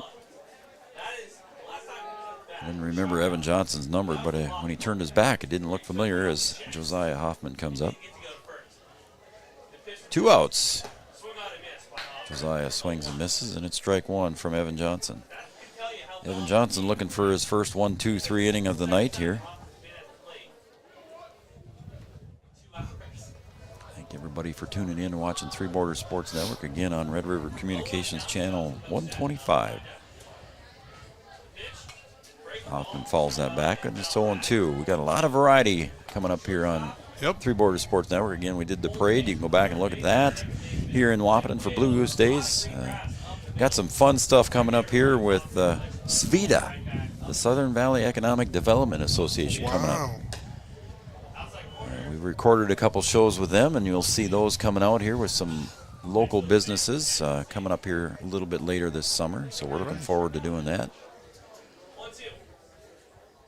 1-2 pitch, fouled back into the net.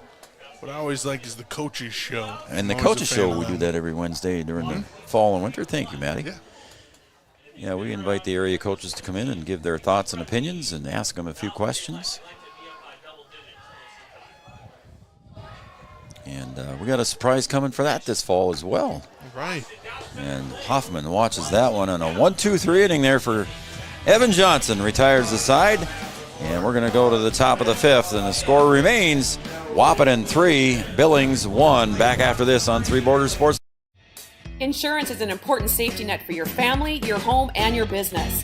Carlson Family Insurance Agency is your local auto owner's insurance provider. At Carlson Family Insurance, they work for their clients, not the companies. Customer service and satisfaction is their #1 goal. Give Carlson Family Insurance a call for all of your personal, farm, business, and crop insurance needs. 701-672-6002 or at cfiagency.com. Carlson Family Insurance, your auto owner's insurance agent. OSPTI has been the therapy clinic of choice for over 15 years here in the southern Red River Valley. At OSPTI, they strive to have the most up-to-date treatment options available with their hands-on method to decrease your symptoms and ensure quality care. Their motto at OSPTI: we strive to meet your goals. Locally owned on 5th Street North in Breckenridge. OSPTI.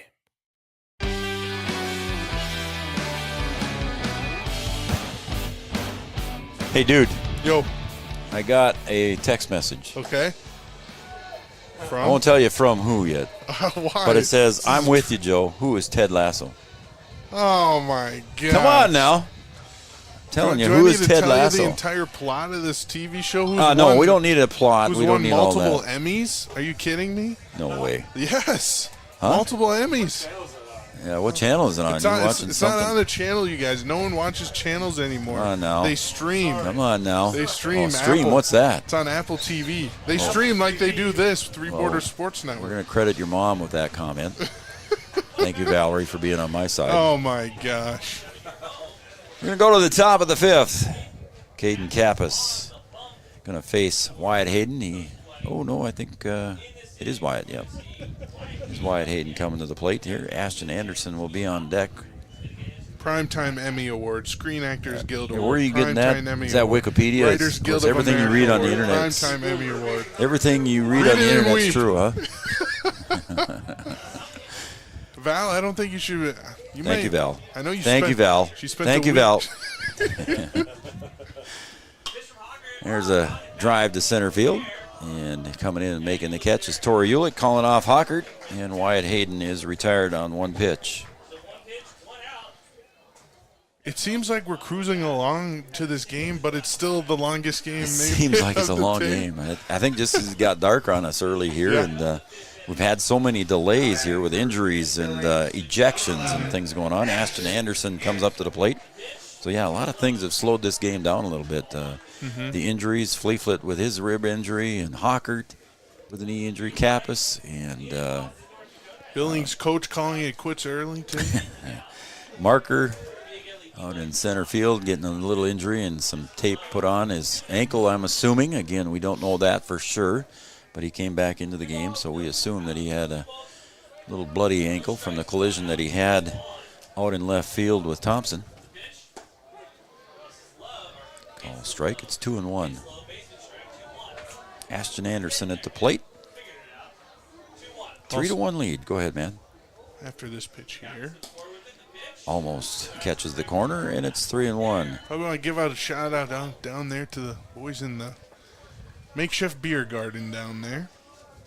They're outside the facility, so they can do that down there. They've got us on down there. We appreciate you guys listening down in, let's say, in the dog pound down there in the left dog field. Pound sounds. So Ashton Anderson draws the walk from Caden Kappas. Yeah, there's quite a crew down there. It sure is. I'm sure none other than Wams. Head up by Scott Wamry, I would imagine. Give us a wave there, Scott. Let us know you're listening. Usually whistles, but I got the headset on, man. I can't hear the whistle. And the pitch from Caden Kappas, swing and a miss there by Micah Reeves, now batting. Again, the crew down in the dog pound there on a Saturday night here watching some Legion baseball. Kappas delivers, swing and a miss. It's strike two to Micah Reeves. He came in for Caden Thompson last inning. Scott Wamry, his son Hunter Wamry, had a good season for NDSS. Hunter had a great season for NDSS. Yes, he did. One comes up just a little bit high. Kappas trying to get Micah Reeves to chase the high fastball. We're in the top of the fifth. 3-1 lead for Wahpeton. A good game here. Like you said, Matty, just kind of seems like it's dragging on a little bit. Kappas delivers high, ball two.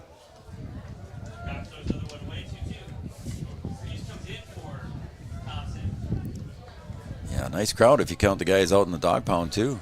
Definitely. 2-2 pitch from Caden Kappas to Micah Reeves and catches him with the curveball. Yep. And Micah Reeves knew it. Doesn't want to admit it, but yeah, it'll be he knows strike he was fooled on that one. Mm-hmm. So that's the second out recorded by Kappas, and the Wahpeton Post 20 boys brings up our favorite name in baseball this weekend, Jet Girard. Jet Girard. And the utility player here has played a lot of different positions. Shortstop, second base, catcher, and is a quick runner. Takes strike one to Jet. Runner at first base continues to be Ashton Anderson with two outs. The 0-1 pitch from Kappas to Girard. Jet watches that one come inside, ball one. So it's 1-1. Close pitch there for Girard. Kappas. Curveball not quite getting that inside corner. Nice eye by Girard. So the 1-1 pitch to Girard, and there goes the runner. Fleeflet stands up and it pegs down to second base. Ooh. Just getting under the tag, and safe was Ashton Anderson. It's a nice play by Hawker with the scoop Yep. on the throw and a nice little slap of the hand. That's a really close play. That was a very close play. As tie goes to the runner, as they say, though. yes, it did. So nice slide by Ashton Anderson. He's safe at second, so he's in scoring position here with Jet Girard at the plate, and he'll slap it to the right field side, going foul. Again, reminds us of last inning where we think that Billings is out of an inning with two outs and a single was made, and there comes a run. So another opportunity here, and then they're just within a run then. Yep. If that happens. Jet Girard so far has walked twice, so he's 0 for 0 officially. Even though he's reached base twice. His on base percentage is good. Kappas with the wheel turn. They're going to try and get Anderson back there. That time Anderson was ready for it, and he's back safely. Base umpire Brian Kemp has been busy. Sure has. Been a lot of close plays for both umpires tonight. 2-2. Kappas delivers, floats that one up just a little bit high. That curveball breaking pitch got away from him. Yep, a little bit too high. Not finishing on that curveball, like you say. Where'd your bodyguard go? I see Chad's gone again. Know. All right, the count's full with 2 outs. And the payoff pitch to Jet Girard. There is the strike pitch. And the breaking pitch again catches Jet Girard looking as he did with Micah Reeves. Looked like it was right across the middle of the plate. And that will be strike 3. So that retires the side. Stranding 1 at second base. And we're going to go to the bottom of the 5th. Billings Upper Deck Expos 1. Wahpeton Post 20 on the Farmers Union Insurance scoreboard 3. Back after the. Founded in 1972, Mindak Farmers Cooperative is owned by nearly 500 sugar beet growers and has a rich history of sweetening life in the Red River Valley. Join Mindak's team today. In addition to an excellent pay and benefit package, they are currently offering a $2,000 sign-on bonus for all full-time positions, which includes sugar loader, packager helper, extra gang, and yard person helper. Entry-level starting wage in the factory is $19.73 per hour. Apply online at mdf.coop/careers or contact Denise at 70. The Wahpeton Daily News wishes all area sports teams the best of luck this year. The Wahpeton Daily News thanks you for supporting local journalism, including the Daily News and the News Monitor. Keep up with local news, sports stories, and personal interest stories in our papers. Check out www.wahpetondailynews.com for more information about our e-newsletter right at your own computer. The Daily News supports all area sports teams and wishes all of the teams the best of luck this season. We asked the team how we should celebrate the $2 million given to Casasa members last year. Dana wanted us to hire a marching band. Amanda thought that we should drop 2 million balloons. And Kevin, well, Kevin always wants to use the money gun. Steve thought, well, what if we just said it? Last year, First Community Credit Union gave $2 million in Casasa rewards. Join in the celebration with your Casasa account and start earning your money back today. I couldn't carry a tune in a suitcase, man. You, on the other hand, can do that. Well, for those who care, Twins in action today. How about that? This afternoon How'd they do? against Tampa Bay. How'd they do?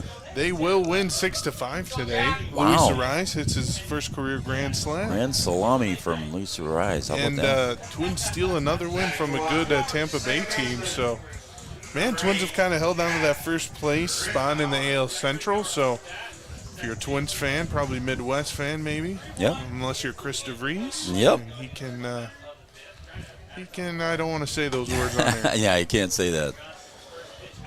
Jack Rittenauer leads off here, the bottom of the 5th for Wahpeton. Jack, number 9 hitter in the order. So far today, 0 for 1. Squares. And that one popped him in the shoulder, I believe, or is he going to say that was a foul? Okay, this is interesting because... Yeah, and again, we're going to have a discussion here. So it's interesting. Off the shoulder. As Josh Nordic. Yep. Josh Nordic says he did square, but it hit him off the shoulder, so no argument here from Billings. But if he squares, isn't that still an offer? He did pull the bat back, so okay, I'm guessing that he called that a non-offer. Okay. So another interesting play. Another weird play here. John Randall Field, and that's going to bring up leadoff hitter Caden Kappas as Jack Rittenauer gets his lead over at first base. Kappas squares the bunt, pulls that one back, and Girard jumps out of the crouch there to see what Jack Rittenauer's doing here in the bottom of the 5th. Again, some more small ball here, it looks like, from Coach Kappas, and kind of feels like a small ball game, honestly. It does, doesn't it? Yeah. You know. Kappas, the 1-0 pitch from Johnson, squares again, and that time he puts it down and pushes it foul. So we'll do this all over again with a 1-1 count. Good pitch there from Evan Johnson. Gets Caden Kappas to just kind of push that one foul. When I pitched, my high school coach said, when you see the guy square on a squeeze bunt, you aim for his belt buckle. Aim for his belt buckle. Yep. Because it's a squeeze play, and he's got to do everything he can to put the bat on the ball.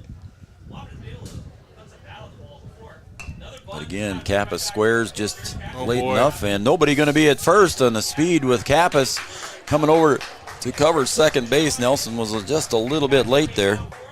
And Kappas with a bunt single. Yeah, with the speed of Kappas, that's a tough play for any second baseman. And he was down the line pretty fast and legs out a bunt single.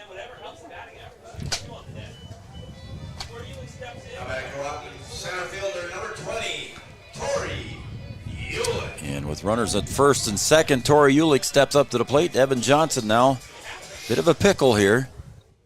With 2 runners on, delivers a perfect strike to Tori Ulick. Nobody out. Runners at first and second for Wahpeton. Evan Johnson. Oh. And there is a strike. Tori Ulick didn't get time called in time. So a good thing for Evan Johnson to follow through on that one, and it's 0-2. Tori's asking, are you sure I didn't call time in time? And Josh says, be quiet, step in. So 0-2 to Tori Ulick. Johnson delivers. And a little bit too high there. Pretty close 1-2 there, Joe. I don't know, with 2 strikes, a little tight to watch there. Tori Ulick steps back in now. 1 ball, 2 strikes. Evan Johnson looks back at second, comes home. Tori Ulick swings that one back into the net. Jackson Fleeflet jogs after that one, so good to see Fleeflet moving around. I'm going to swing a bat here. Oof. He's seen some damage. Yes, he has. We got timeout for an equipment timeout at second base there as Jack Rittenauer had to tie his shoe. Compare him to a World War II Sherman tank. Yeah, no kidding. Taking the hits. Tori Ulick almost took that one off the hip for ball. It's ball 2, 2-2.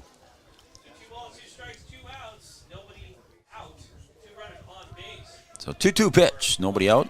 Johnson delivers, swung on, and it's pulled to the right side in foul territory. Hayden giving chase, and again, almost made the catch. It came out of his glove. He went over the fence He there. did go over the fence, and everybody's running. Looks like he's still down there. His teammates are down.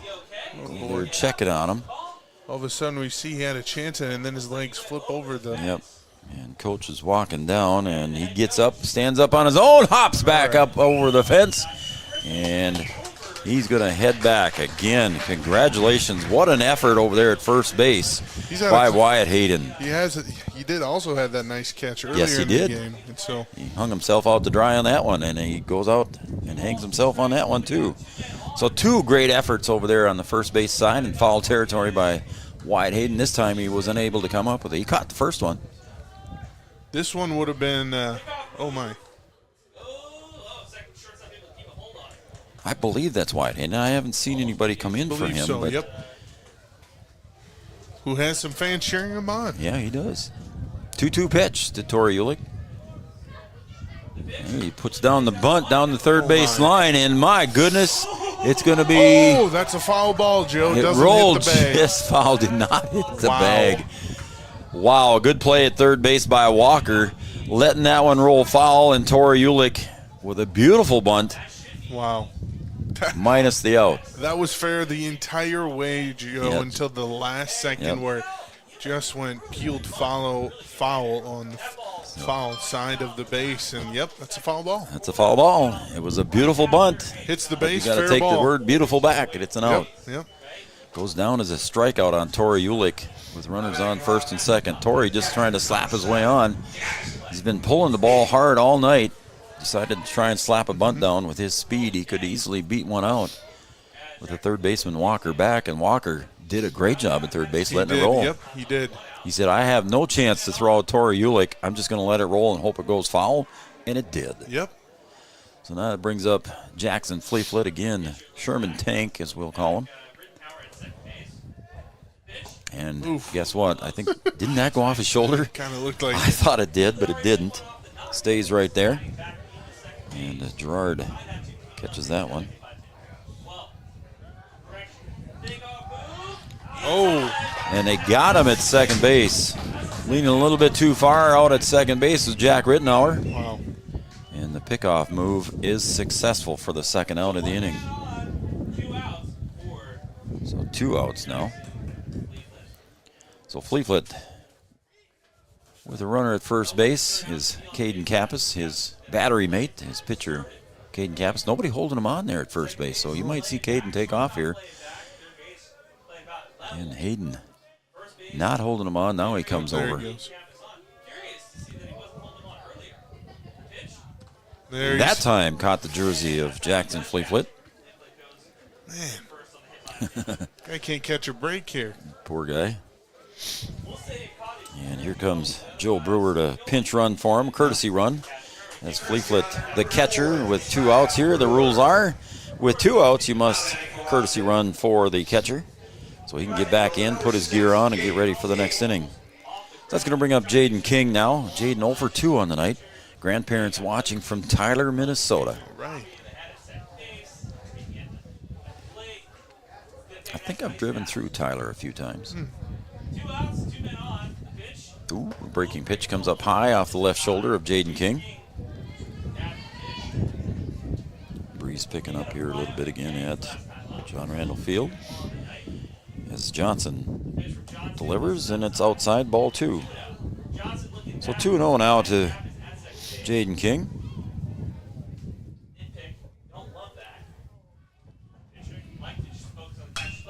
Popped up toward the middle of the infield, but that's going to be trouble. Everybody's dancing around there, and that falls for a hit. And coming home to score is Caden Kappas. Good hustle for him, and the throw goes to third, and King's going to hustle down to second. So that goes as a base hit there, and Jaden King gets Caden Kappas to score. So a RBI there for Jaden King, and going to third on a courtesy runner is Josiah Brewer. Tough play there, Joe. The pop fly into outfield. This wind maybe playing a little bit of a factor out there. So ball will drop and push one across for Wahpeton.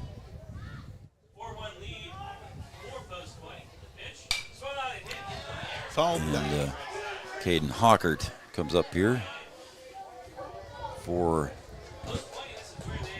the Wahpeton Post 20. Population 1,143 in Tyler, Minnesota. Just down east of Brookings on the Minnesota side. Good stop there by Gerard to keep the runner Joe Brewer at third base. At second base, Jaden King. There's 2 outs here in the 5th inning. Again, 4-1 lead. Again, it seems like there's been a lot of stuff happening, but we're only in the bottom of the 5th. And we're approaching the 2-hour mark.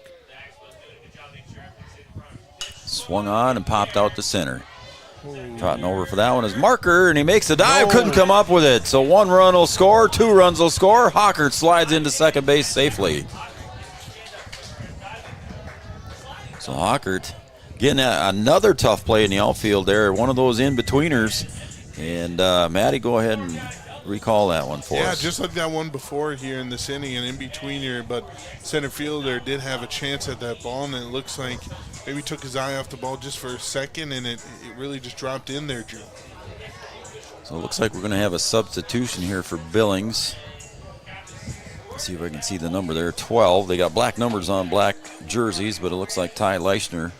Not sure where he's going yet there, Matty. Not sure yet either. Looks like he's got perhaps a first baseman on? No. Yeah, he might have. Yeah, maybe. Yeah, Hayden might have come out there after he took that tumble over first base. So yeah, I got a feeling you're right there. So Leischner might be coming in for Hayden. And it is. 12 coming in for Wyatt Hayden at first base. So Wyatt Hayden might have been a little shook up there too, as Ty Leischner comes in for him over at first base. Number 11, Riley Timian. So Ty Leischner comes into first base. Again, a great effort twice over there up against that fence, and it always catches your ribs. So more rib injury tonight. Yeah. We have seen everything tonight, buddy. Dude, all day long. We have seen things I've never seen before. So 3 runs across here for Wahpeton. As Ty Leischner comes in at first base. Yeah, Wyatt on that play over there, unlike that first time where he made the catch right before the wall, the ball was in the foul territory and just leaned took over him, and his legs kind of swept up underneath him. There's a rip right back up the middle. Hockert's going to round third. Timian with a base hit. Here comes Hockert. And there's going to be a play at the plate. He slides in safely. A nice slide by Hockert as that one bounced over Gerard's head. And going into second base on the throw was Riley Timian. We'll give him a single on that one. And now we have an interesting score on the board. We do. Nice little single there that'll drive in a run and throw in from center field. Again, kind of just bounces before Gerard gets up on him and goes past him. Otherwise, they're semi-close plays. So Gavin Schroeder steps up to the plate here. Evan Johnson on the hill for Billings. 2 outs. Evan Johnson set to deliver to Gavin Schroeder in a pickoff move back to second base, and they might have got him, and they did. So Riley Timian gets picked off at second base, and that's going to end the inning.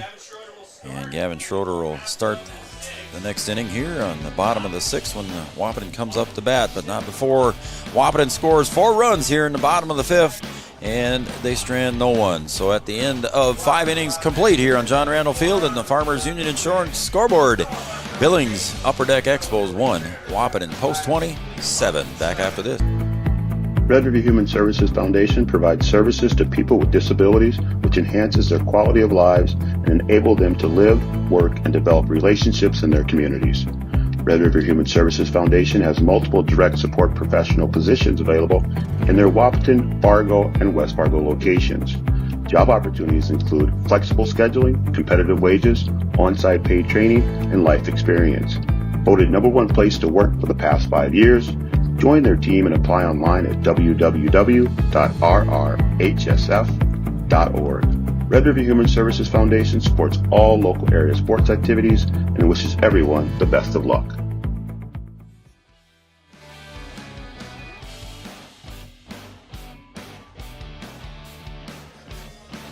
Welcome back to John Randall Field and Three Borders Sports Network, and thank you to Digital Guru, one of our sponsors here for the summer and the tournament here all tournament long. Home and business computer needs, networking, audio visual, anything you need down there, home security, and just all kinds of good stuff for your computer and work down there. The guys are very, very thorough and can provide anything you need, printers and toners.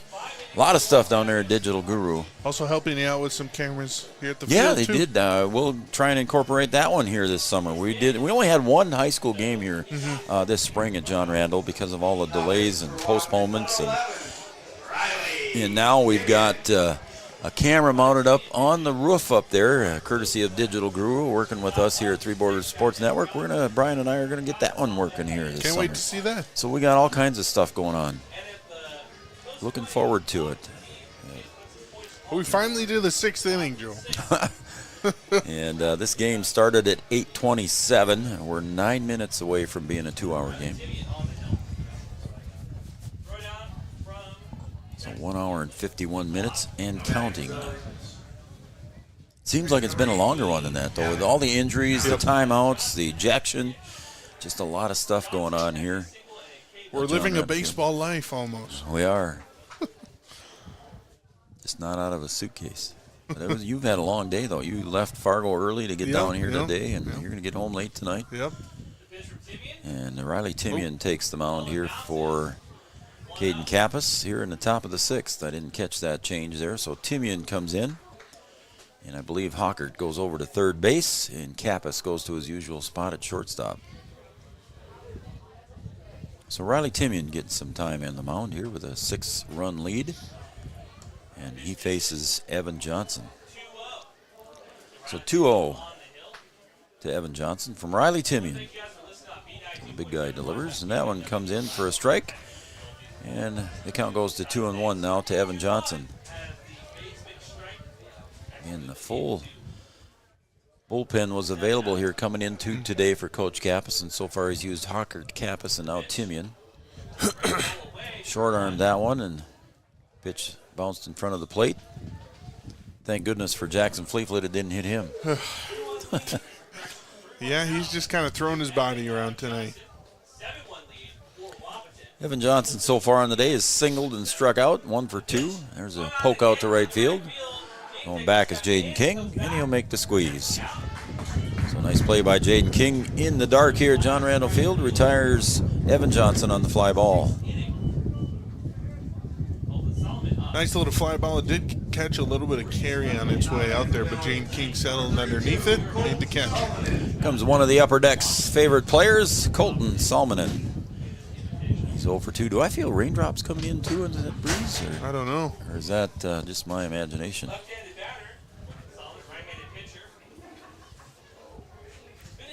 Colton Salmonen at the plate. Again, 0 for 2. Reached on a fielder's choice and then grounded out. Or popped out, excuse me.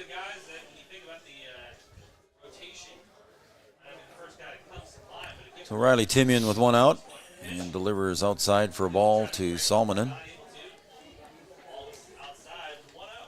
So 1 ball, no strikes.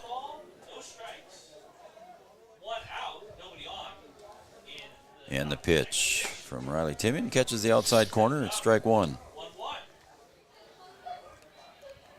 Hey, Jeff Kaler in Tyler, Minnesota. Thank you, Jeff Kaler, for tuning in and watching Three Borders Sports Network. Shouting out. And you're doing a nice job, Matty. All right. Thanks. Appreciate it. Thanks, Jeff Kaler from Tyler, Minnesota tonight. More than one viewer in Tyler, Minnesota tonight. All right. King's grandparents down there. Riley Timian ahead in the count now. 1 ball, 2 strikes. That one sails away on him. Salmonen watch that one go by for ball 2, and the count's now even at 2-2. Boy, knock on wood, haven't had any technical issues in this game. That one's outside for a ball, and the count goes full now to Salmonen. Not sure what he's pointing at there. Talks to the umpire, and now he gets time. Full count pitch. Outside and away, and it's ball 4. So Salmonen gets the free pass. He'll go down to first base. And that should bring up Taryn Marker. Let's see. There's some changes, but I got to make sure he's wearing number 7, and he is. So Taryn Marker steps up here. Again, he was injured in a play earlier in a collision out in left field. Yeah. Seems like so long ago. Yeah, it does, doesn't it? There's a call strike right across the plate from Timian. Got Jaden King available for Wahpeton yet. You've got Tori Ulick who can also throw some. Pickoff move over to first, and it scoots away. And Hoffman's going to chase it down, and going down to second base is Salmonen. So error on the throw there by Wahpeton. Wahpeton's first error of the game.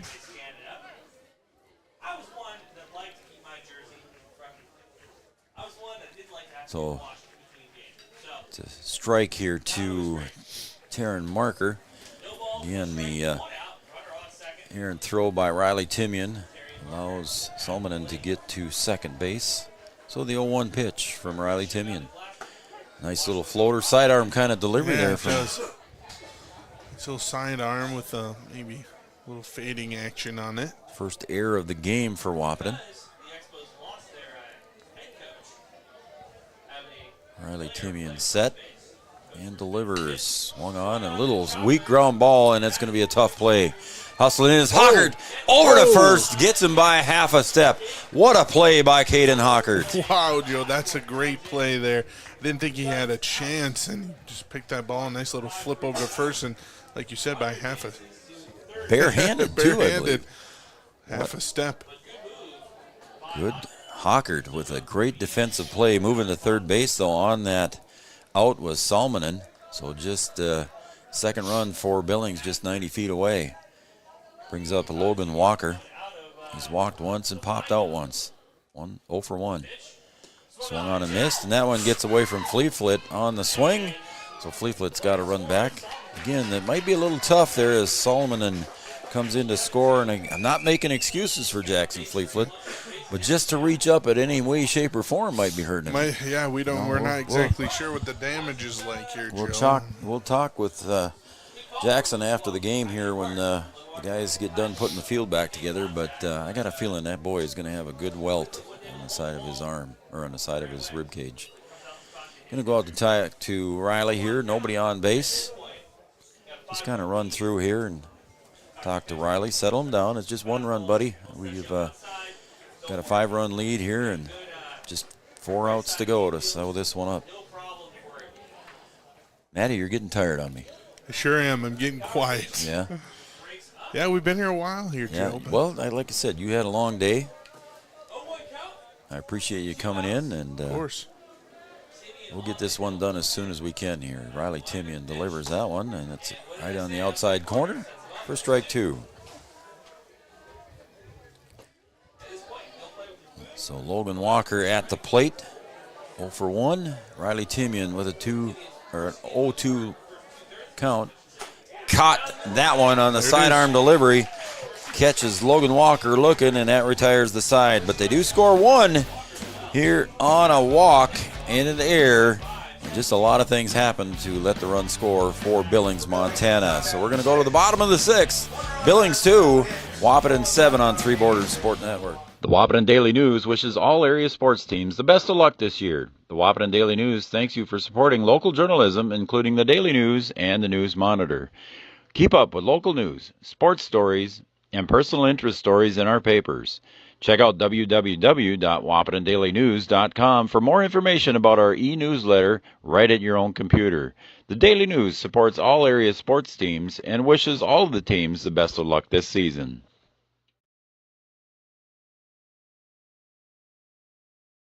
We asked the team how we should celebrate the $2 million given to Casasa members last year. Dana wanted us to hire a marching band. Amanda thought that we should drop 2 million balloons. And Kevin, well, Kevin always wants to use the money gun. Steve thought, well, what if we just said it? Last year, First Community Credit Union gave $2 million in Casasa rewards. Join in the celebration with your Casasa account and start earning your money back today.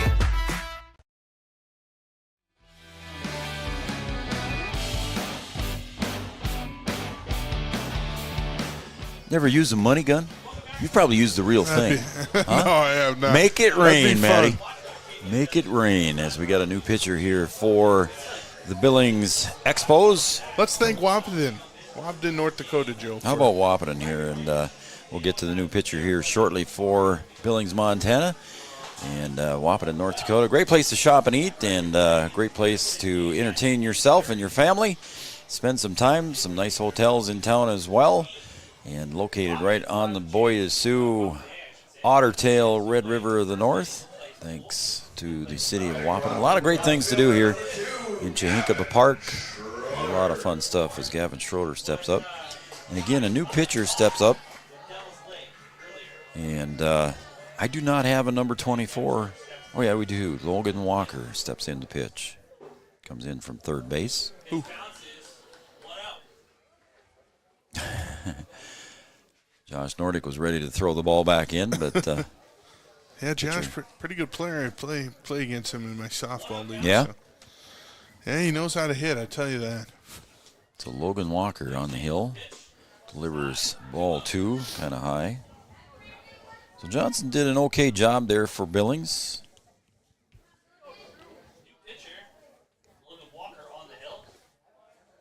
And gets away from him, and it's ball 3. 3-0 now here. Looking for Schroeder to get on a base here. Maybe try to drive a couple more runs in. So a 3-0 pitch coming up here soon to Gavin Schroeder. As we're approaching, we just did pass the 2-hour mark. 2 hours and 1 minute here in this game. So Gavin Schroeder 0 for 2 so far tonight. Takes low for a ball, and he'll get the free pass. So a 5-run lead here. If Coach Kappas and the Post 20 boys can score 3 runs, they'll be able to call it the 8-run rule. So I'm sure Coach Kappas will be aggressive here, probably on the bases and at the plate here to try and get those 3 runs in and save some pitching here the last inning. And that one's thrown in the dirt, and it bounces over the top of Gavin Schroeder and wisely stays put there at first base as Leichner tracks that one down. Doesn't get as far away from Leichner as we've seen in the past, so Schroeder just sticking right after the bag. Plenty of time. Don't need to get yourself out. So Hoffman steps up to the plate. 0 for 2 as well tonight. And the first pitch is a strike as Gerard pulls the trigger but does not release down the first base as Schroeder got a big secondary lead.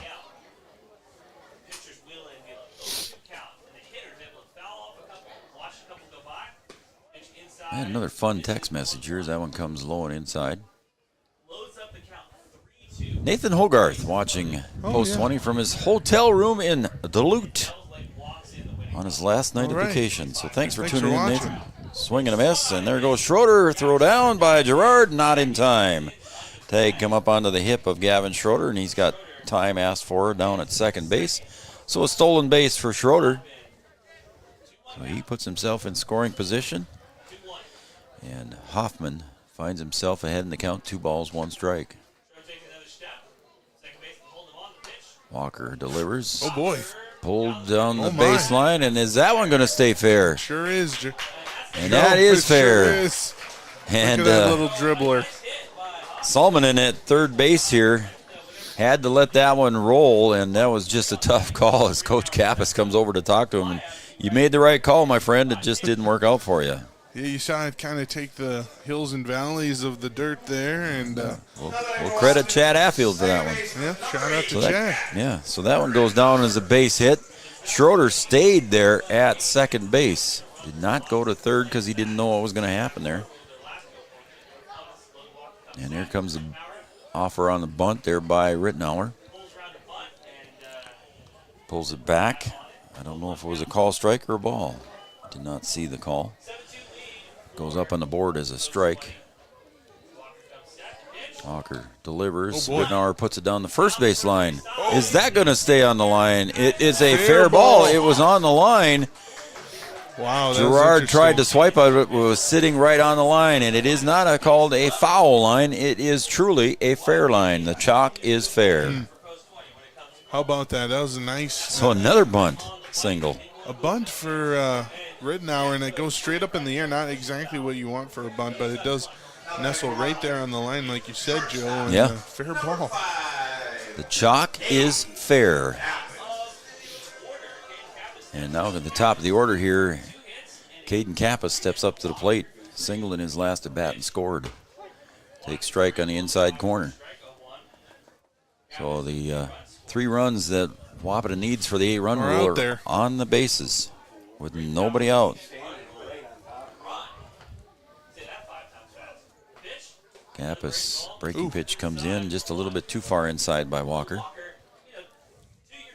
Evan Johnson moved to shortstop the way it looks. I think that's number 18. Again, tough to see with black numbers on the black jerseys. Kappas turns on that one, foul. Caden, the right idea trying to get that one down the third baseline, just pulled that one a little too tight. Another inside curveball there, and luckily Caden decided to swing at that one. Otherwise, I think it would have been right over the inside corner. So nice little AB here.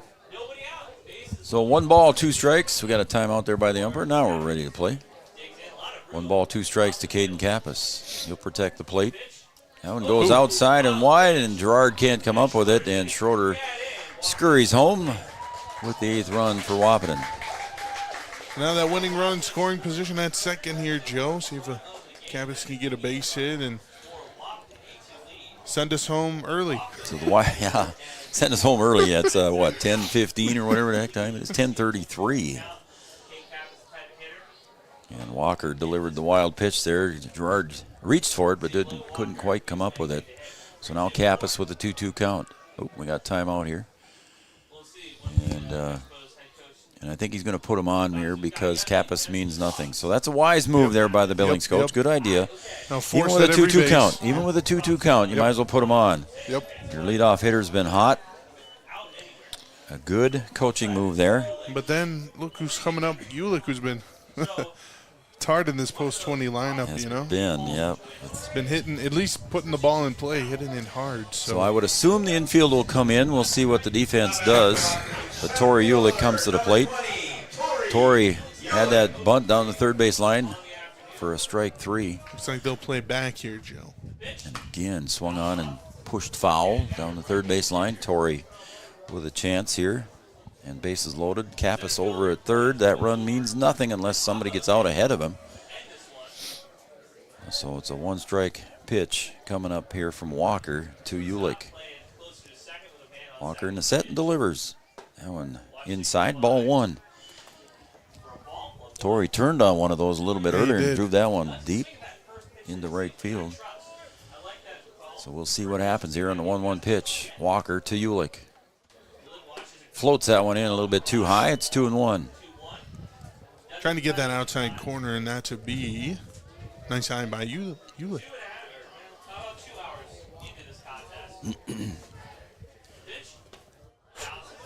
Just nice block low by Gerard there. Gerard doing a nice job behind the plate. And the count goes, I believe, 3-1. It says 2-1 on the board, but it's 3-1, I think, isn't it? So no room at the end. Swing and a miss. So a good pitch from Walker there. Catches Ulick and the count's full. Yep, 3-2.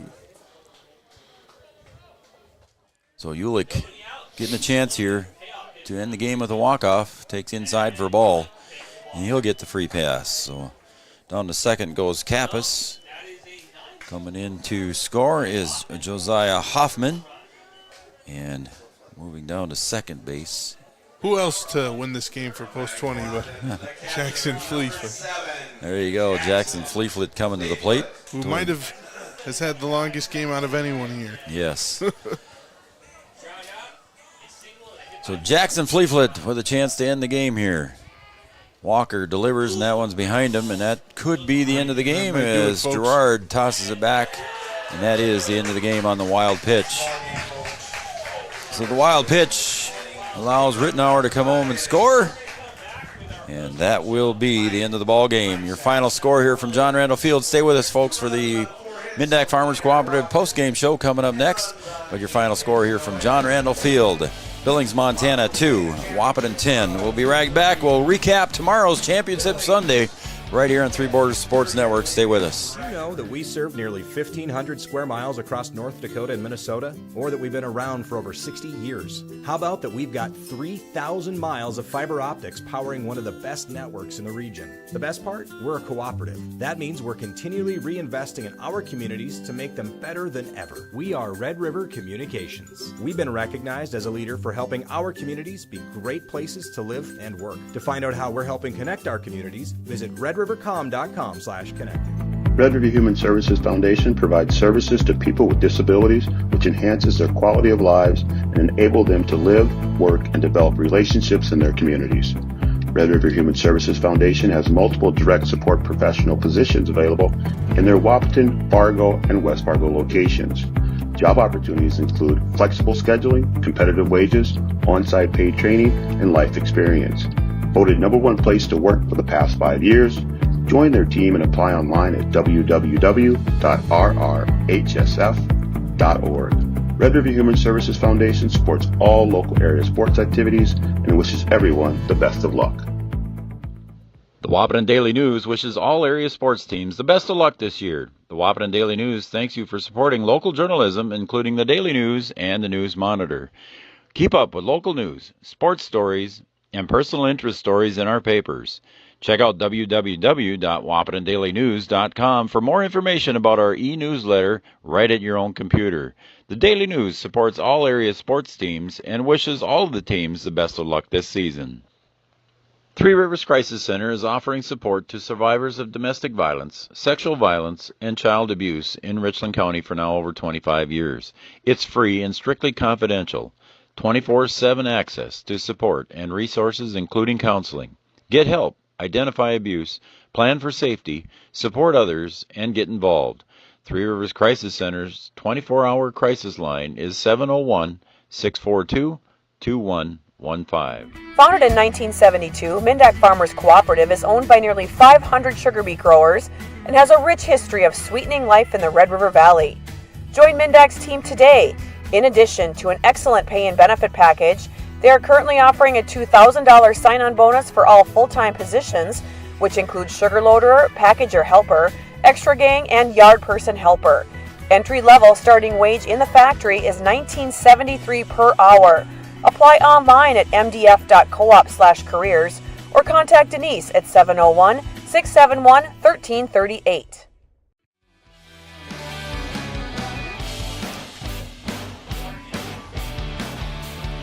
you know that we serve nearly 1,500 square miles across North Dakota and Minnesota, or that we've been around? It's your last game of the night, man. There we go. All right, we're set now for the Mindak Farmers Cooperative Post-Game Show, brought to you by Mindak Farmers Co-op, offering a $2,000 sign-on bonus for full-time employment. Check out their webpage at www.mdf.coop. Mindak Farmers Cooperative Post-Game Show. Took a little while there for Wahpeton to come back, but they defeat Billings Upper Deck Expos 10-2 here with the 8-run rule, as the Wahpeton boys are taking their traditional lap, usually at the end of every game, every doubleheader, every game they play, they take at least one lap around the field. All right. It's not a show, as a coach once upon a time down south of us here really come unglued toward Chris Kappas one time. Oh, really? When the boys were taking a lap and they had swept the doubleheader. And that coach just came unglued. He says, "How do you dare do a victory lap right in front of us?" And not really a victory lap, just a little punishment, honestly. Yeah, it is. Actually, just kind of keeping the guys in condition. shape. All right, let's go back to the game at hand here again, Maddie. Again, post-game show brought to you by Mindak Farmers Cooperative. I'll quick run through the line score, and then I'll ask you what impressed you here with Wahpeton and Billings tonight. 10 runs for Wahpeton, and they did that on 8 hits, and they committed 1 error, and that was on the overthrow to first base.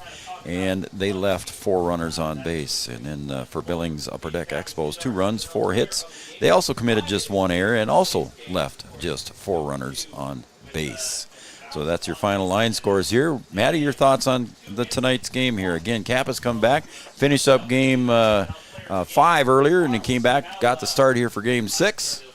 Did a good job on the hill. Yeah, I think defense was the key here for Wahpeton. Is lots of nice plays over at shortstop by Caden Hockert, and some nice keeping the ball in front of you, making the easy plays, getting the easy outs, and Caden Kappas pitching a nice game. 5 nice quality innings for him, keeping them Billings off the leaderboard, off the scoreboard for a little bit, only giving up a run on that RBI single. But that's been that's what I think Wahpeton Post 20 has done good today is through defense and hitting. And Billings got to take something positive from this as well. And they had some clutch hits and some clutch spots even tonight. Again, just maybe a two-run game throughout a couple innings. So this one just got away from Billings at the end, but be proud of those boys in Billings, and thanks for all those people listening to us in Montana. And they'll be back tomorrow and trying to get a place here for this tournament.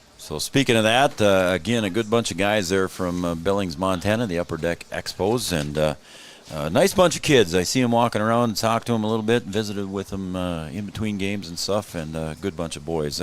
Everybody here so far at the tournament has been that way. So speaking of the final games tomorrow here in the pool placement games. For 7th place, it will be Big Stone and Wahpeton B Legion at 8 a.m. Our first game tomorrow on Three Borders Sports Network. Then at 10:30, Breckenridge will come in, and they will take on these Billings Expos here in the 5th place game. Then in the 3rd place game, it'll be Detroit Lakes and Fergus Falls.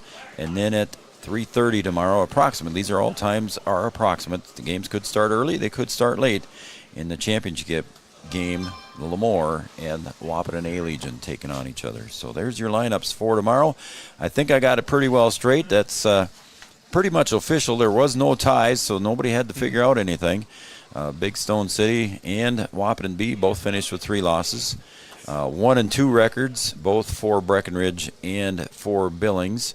2-1 records for Detroit Lakes and for Fergus Falls, and then 3-0 records for Wahpeton and Lemoore. So overall, we saw a good day of baseball. We saw a lot, didn't we, Joe? Again, we saw a lot of stuff happen today, man. That Billings coach did get ejected from this game for arguing a balk call. So again, we double-checked the rule, and he apparently won't be back for tomorrow. I would imagine he will be telling his assistant his lineup cards for tomorrow. But, saw a little bit of everything.